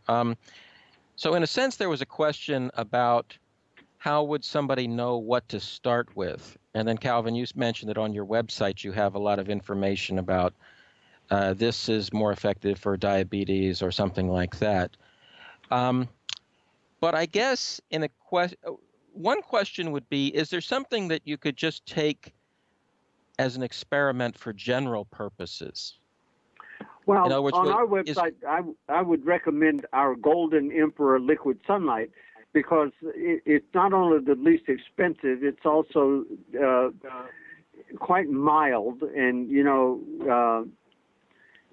it will kind of initiate you into the use of ORMUS, and you realize in a few days that you've got a lot more energy than you had before, that you sleep better, that you have more lucid dreaming.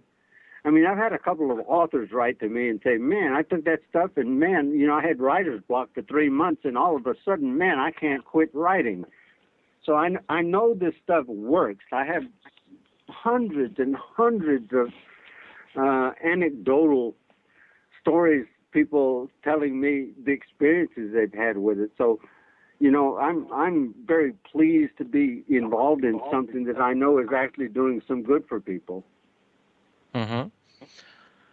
Well, with that in mind, with the you go to conferences, right? I mean, people who are interested could find out more at some of these alchemy conferences, right?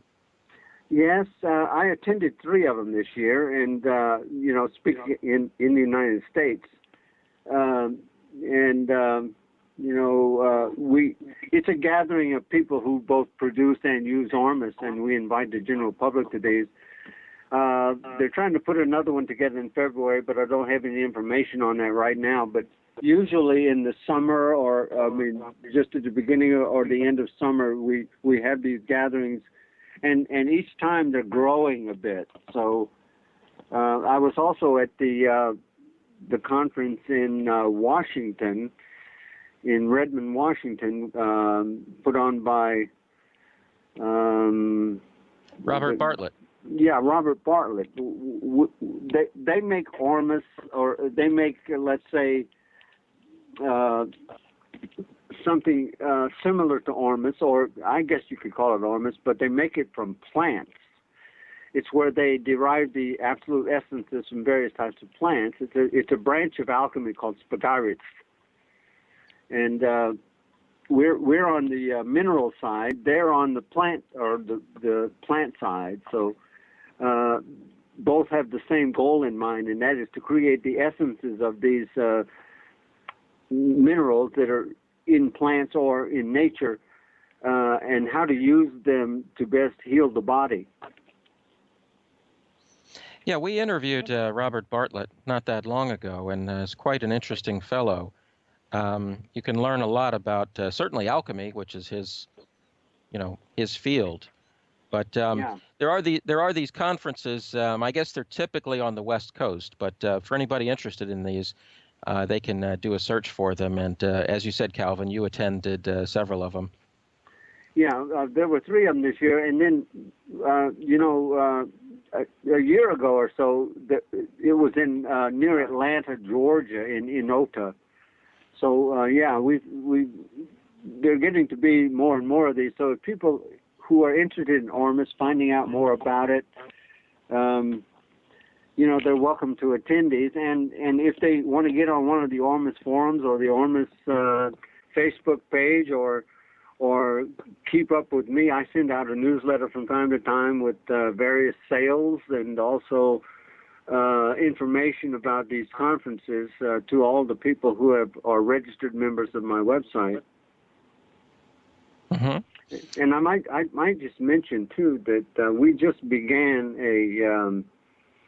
a 2-for-1 special on all of our monatomic and ORMUS products. So if people want to try this out, now's a good time to do it, because we have this new special that is going on for the next 40 days, so that they can get 2 for the price of 1. That's a 50% discount on all of our products. Mm-hmm. Well, I hope some people take advantage of that. Moving on, Uriel, have you got any questions? Haven't heard from you lately. I guess I'm a little confused about what ORMUS really is. I mean, I understand what he's been talking about, but there's still some vagueness in my mind about what exactly it is. I mean, why is it different than just mineral supplements? Okay, well, you have to get into the alchemical understanding of what this is, I would believe. Now, it's my opinion that this originates as sunlight. And when the sunlight comes to Earth, the Earth will, because of various locations, weather conditions, the heat and pressure and time, create the various minerals of the periodic table. Now, ORMUS used to be in all of our soils, and so when people, eat fruits or the bounty of the land, they would naturally get these things. Nowadays, most of our food is mass-produced. It is lacking in the basic minerals that are available naturally, but have been leached out of the soil by over-farming and mass farming. So this is a way of putting those minerals. By the way, the biggest alchemical retort in our universe is the Earth itself. It is producing all these minerals from light. But once they've been leached out of the soils, I guess these industrial farmers do the best they can to, keep the crops growing, but they don't do it with all the stuff. There's a branch of the ORMUS community that isn't totally involved in farming, by the way. I mean, you put this stuff in the soil, and Barry Carter will show you walnuts that are the size of grapefruits, because they will magnify the production of food. This is a way of ending the world food shortage, by the way. Every time ORMUS is used in the soils beneath the plants, the prolific yields that they're getting with it. I mean, this is nature's fertilizer. These plants love it as well.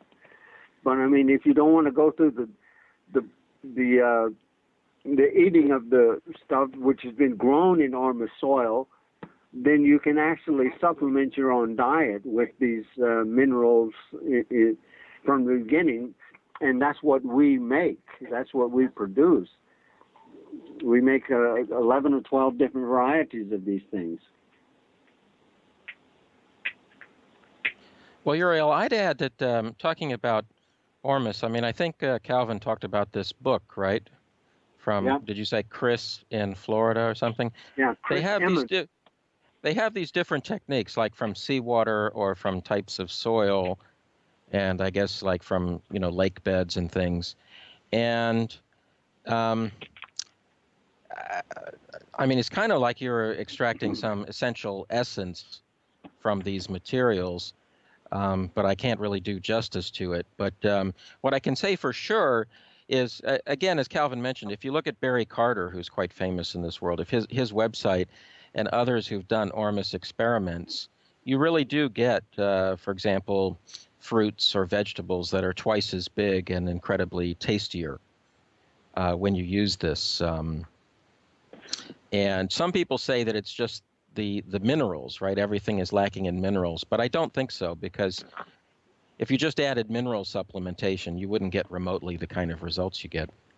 And the reason for that is because the ORMUS itself actually contains energetic light. So I mean, it has not only a nutritive effect, but I think it has an enlightening effect upon the body.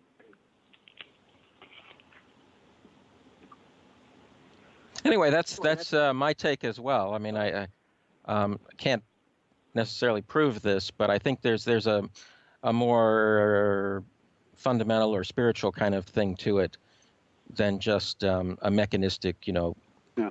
The body doesn't have enough of some, mineral or something, iodine.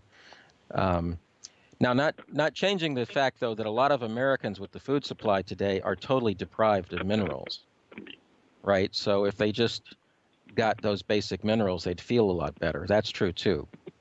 But I don't think you'd see these plants and trees and all, grow to be twice as big. Okay, well, let's get back to the white powder gold a little bit. So, Daddy Bob, you had these dramatic experiences. Are you still using any white powder gold? Well, I've never actually taken white powder gold by that name. I have taken some very strong elixirs from a certain alchemist, and I've got some of Calvin's iridium elixir here right now, but I can't claim that I've actually taken white powder gold. Oh, okay. And what I have taken is an elixir of gold, iridium, and rhodium, and it was extremely potent. Okay. When you asked the question about what's the difference between red and white powder gold, and I started to explain that of all the elements in the periodic table, gold is probably the most unique, and that's because, like our planets, all the moons on those planets and the planets themselves rotate in a certain direction, except for one of them. Actually, it's Venus, and Venus rotates opposite of all the other planets, and Neptune also slightly. It's tilted. But gold, among the elements, it has a right-hand spin to the orbits of its electrons, and we're not sure what shape the nucleus of a gold atom is. So when you're working alchemically with gold metal, it does interesting things. And if a person will study anything about alchemy, there's various stages of alchemy that it goes through, and one of those is the peacock's tail. And what that means is the element will express itself in various colors, and gold does this. And as you're refining it into the monatomic state, once it gets into the monatomic state, it turns red. And alchemists in the past have always called this the sorcerer's stone, okay? If you are a fan, like my daughters are, of the Harry Potter series, one of the episodes was Harry Potter and the Sorcerer's Stone. And in that, it showed that the Sorcerer's Stone was red. But then, the alchemist tries to create what is called the philosopher's stone, which is white. And so as you are performing the alchemical processes on this metallic gold and breaking it down from its state of, I don't know, what is it, 79 atoms in a gold molecule, and you break those 79 atoms down into individual monatomic atoms, first it turns red, and then over a period of time and extra heat, it will turn white. Okay, and that is what is called the philosopher's stone. Now, in our processing, we find that some people like the red form and some people like the white form. And what I have found is the difference is how it affects the body. The red powder gold is more of a physical. You feel it more physically, whereas the white one you feel more etherically or spiritually. It increases consciousness quite a bit more, and the red one has very pleasant physical effects upon the body. So they're both monatomic forms of gold. And by the way, gold is the only one that goes through that color process like that, and that's because of the spin of its electrons. Well, that's interesting. Well, I have some experience taking white powder gold, and also in the past, I even took. There's a pharmaceutical product that's just colloidal gold, because that improves mental performance. It's been tested, and I don't know, in an IQ test, you might go up 10 or 15 points if you take this colloidal gold that's expensive. It's not the stuff you might get in a health food store. It's actually the real deal, and it's expensive. And with the white powder gold, I found it to be much more like it improves your intuition. Yes, exactly. I mean, it's kind of like, before you open a door, you know what's on the other side, would be more the feeling. Yeah, it's much more, let's say, spiritual in its effects, the white powder, whereas the red powder, if you want better mental acuity, like memory, then that's the one you'd want. But if you want more intuitive, spiritual feelings, then you would want the white one. Yeah, and I'm just saying, from my experience, this is true. This is the case. And so if people are making decisions based on that, for whatever it's worth, I can say that. And you definitely get a more intuitive feeling of what's coming, what's around the door. I mean, it's almost like you might even have this feeling like what's about to happen. But anyway, it's definitely more along those lines, etheric or whatever you want to call it. And then the red is much more like a general health elixir or something. Yeah. Does that answer his question? Well, it's a start. Let's see, before we wrap it up before too much longer, are we missing any other questions? Oolong, you got any questions for us? No, not in this area. He's pretty much answered everything I could have asked, I guess, so far. So. Okay. Daddy Bob, any more? Calvin, are you familiar with the spice?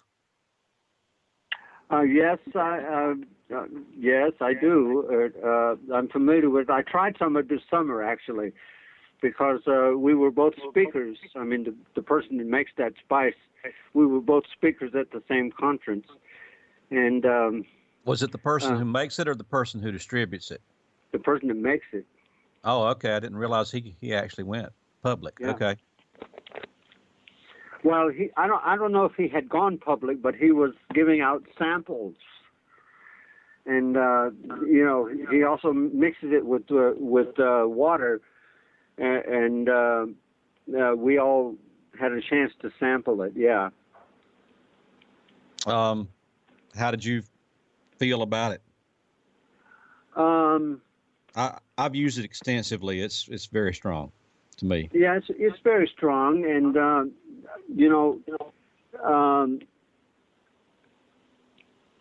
if you like it, fine. I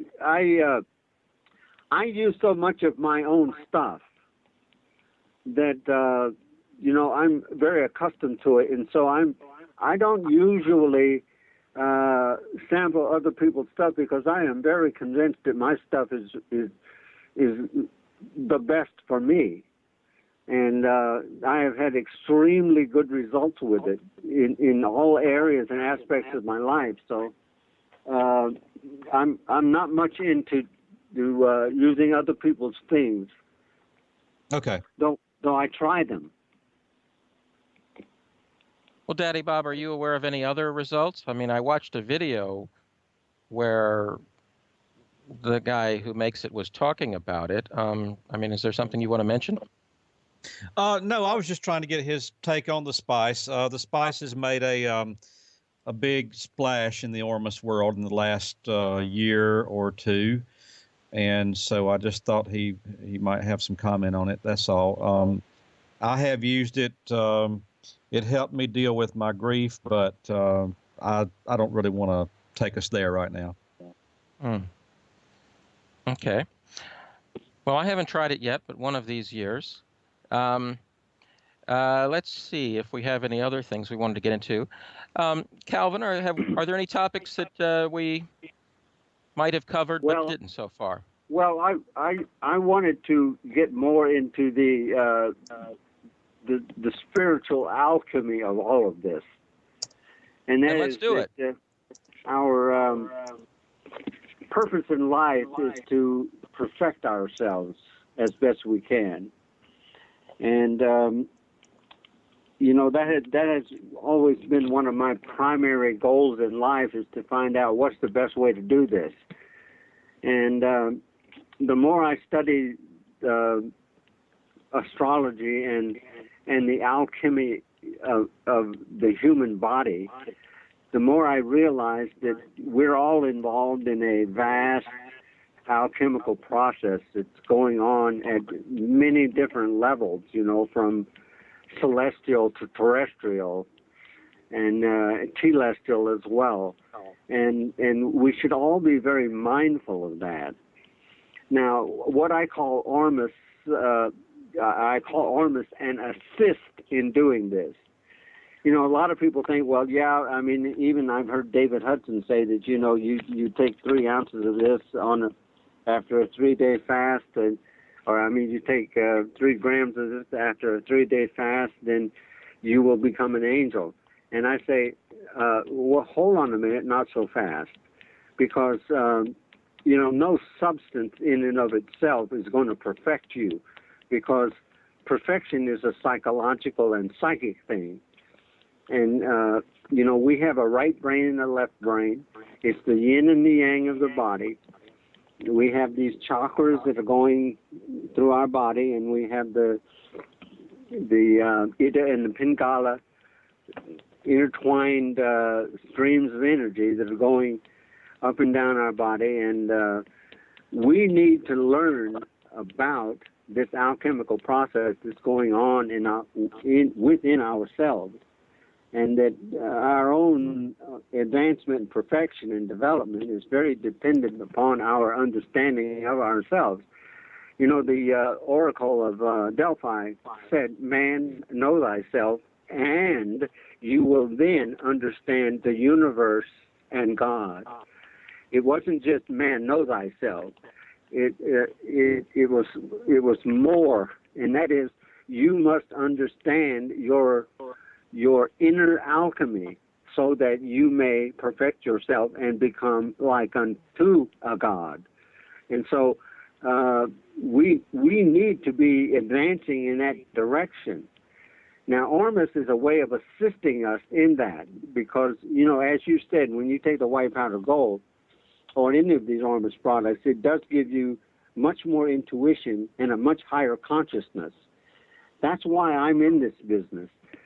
And that's why I use my own products continuously, because I see their benefit, and I am trying to work with the inner alchemy within my own being, and assist as best I can in this further development by eliminating the darkness, by bringing in more light, because we're all going to die, but energy is indestructible. The energy is not in the flesh. That's only a temporary vehicle. The energy is in the spirit. It is the spirit which enlivens the flesh. And if we can increase the energy levels, the consciousness, therefore, within our own beings, then we will, once we discard this aged vehicle, that energy is not going to die. Whatever we have when we depart is going to be with us. And if we make another go round, or if we go somewhere else, that part of you, which is you, is going to remain, and you're going to take that with you. So it's all about the enlightenment. By the way, I would add one thing here. When I was living in Sri Lanka as a consultant for the UN, I used to on my weekends interview these Buddhist monks. The Theravada form of Buddhism is centered in Sri Lanka, and many of these monks are Oxford educated, so they're very smart guys.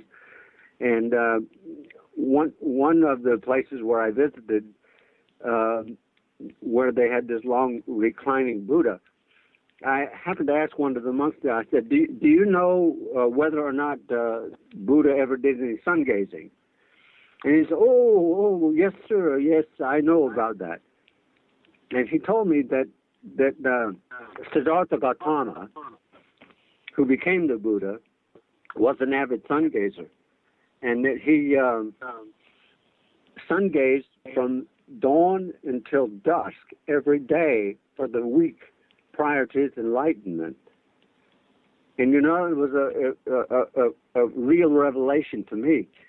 And I find that all of these great avatars of the past, whether it be a Krishna from the Vedas or Siddhartha Gautama from the Buddhists, or Jesus Christ in the Christian faith, all of these people were sun gazers, and all of them were involved in, developing the consciousness of the body to the point where when they left, they took with them all of this enlightenment which they had gained here.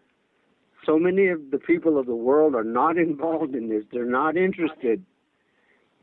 But I think there are enough of us that are involved in it that we can actually change the world if we put our minds to it.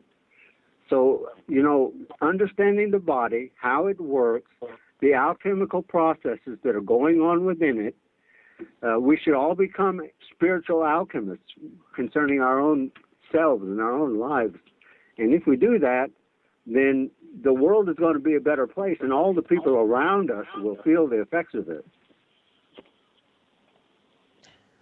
Yes, and in addition to that, there's kind of the idea that, you take wisdom with you on your next incarnation, right? Yes, or if you're a fan of Gurdjieff, he calls it the reoccurrence. Yes, the reoccurrence. The next reoccurrence, your next reoccurrence, you will come back with all that you take with you in this one. So we'll start at further along in the race. So there's that incentive too. Absolutely. Well, the spiritual alchemy is a long topic. Are there any other suggestions that you've discovered over the years? I mean, music, types of, obviously sun gazing and white powder gold, but any other suggestions or thoughts on that? Well, it's everything. Everything we do should be done with a mind toward increasing rather than decreasing our health, our mental capacity, our consciousness. It can be in music. I was reading yesterday that certain frequencies of music do enhance the body. Now, that's like the Monroe Institute, and I know that is very effective because I've had a relative who's been through that, extremely depressed, but by listening to certain frequencies and tones of music, it changed their life completely. So, yes, music can be an important part of it, but it's the right kind and it's the right frequencies. All of these are assists to help us. It's a constant learning. It's a constant educational effort to learn these things. And, it's like the old German proverb that says, I'm too soon old and too late smart.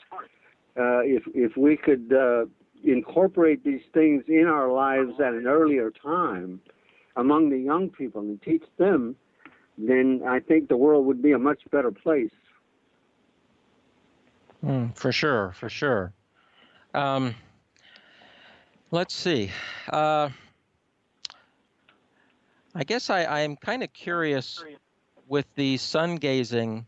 A lot of people who do it kind of, I don't know how to put it, but it's hard to maintain. You get into your life, you're not in a place where you can see the sun, like all the skyscrapers in Hong Kong or something. And then they kind of stop doing it a lot. Do you think you still maintain the benefits? I mean, maybe physically your eyesight, but what about the spiritual side? Is it something that you have to keep up? I still sun gaze. I mean, I did 20 minutes yesterday, and I will probably do another 20 or 30 minutes today.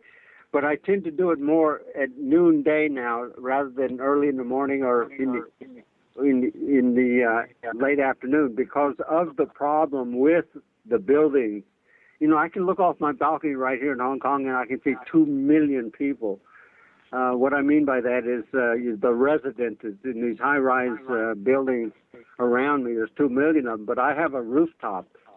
And so I can go up on the rooftop, and I can look at the sun, when it's high in the sky. I don't recommend everybody start doing that at noonday, because that is the most intense sunlight of the day.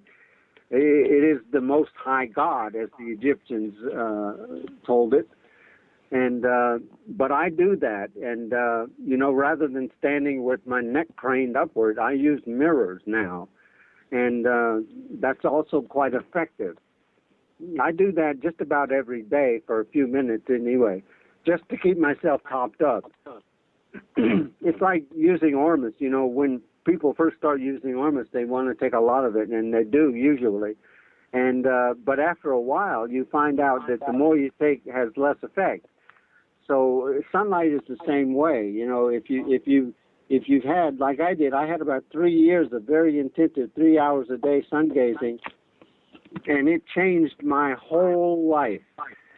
But now I just top up.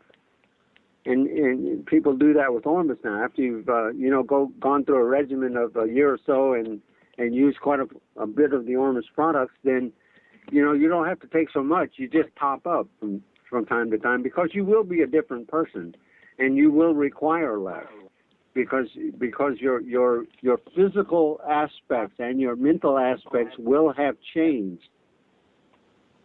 Well, that's something that's really exciting, actually.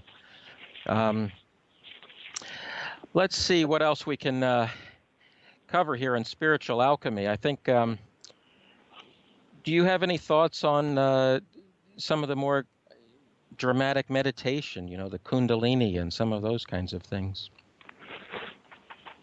Well, it's all about the chrism. Or it can be translated as the Christ essence within the body. And are you there?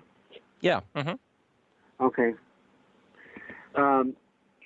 we have to raise this fluid that's in the body, that's actually manufactured in the lower chakras, and then raise it up to the top. So when I meditate, I am mentally moving these fluids, this energy, this chrism, this Christ energy up my body. I'm doing that mentally. And I do this every day and try to bring that energy up to the crown chakra, the pineal gland. And it does have an effect. It over time it gets you into the flow of what's happening in your body, the energy flow, and you have to do this mentally. And you know, when I lay down to either take a nap or retire at night, I try to envision a ball of energy at my toes, and then I mentally move that ball up each leg and then up the body, up to the crown chakra. And you know, you can actually envision the sun in the middle of your head. And as you do this is a meditation regimen that I personally do, and it's very, very effective. What it actually does is it relaxes your whole body. And the sleep and the lucid dreaming that occurs because you do it is massive. I mean, you really have a relaxing experience every time if you are consistent with doing it. You know, it makes you actually require less sleep because you sleep so soundly, and at the same time, your dreams are extremely lucid and memorable. It reminds me a little bit of some of the Monroe Institute tapes.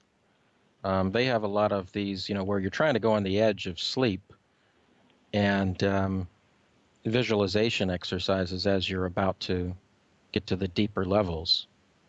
Well, you know, I still have 3 teenage daughters in my house, and you know, sometimes I say, well, I can't go to sleep. I don't want to go to sleep, and I tell them, now what you need to do is just relax your body and try to find that spot just before sleep.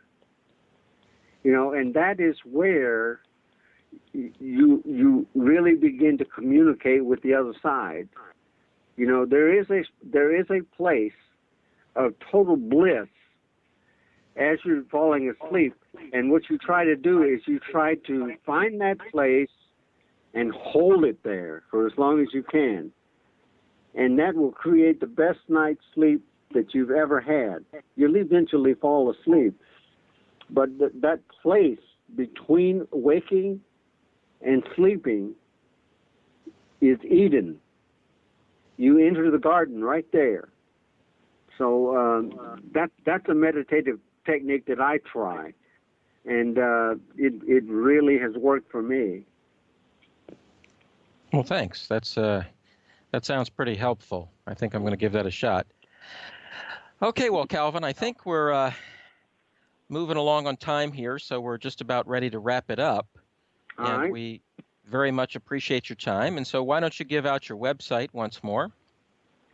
All right. I can be found at TibetanGold.com. TIBETANGOLD, one word, .com. And I can be contacted at Seekverta at TibetanGold.com. Sounds good. We appreciate you coming. It's been very informative. Oolong, Daddy Bob, and Uriel, thank you much. Thanks, Calvin. You're certainly welcome. Anytime. I really enjoyed this. Daddy Yeah, Bob, Calvin. good to make contact with you again. Thank you very much, Calvin, and you too. All right. So, Calvin, Calvin, you're going to help some people who hear this. It's going to give a lot of people some ideas. So we do appreciate you coming. All right. So that's it. Thanks, All right. everyone. It's a wrap. Take care. Bye-bye. Bye-bye.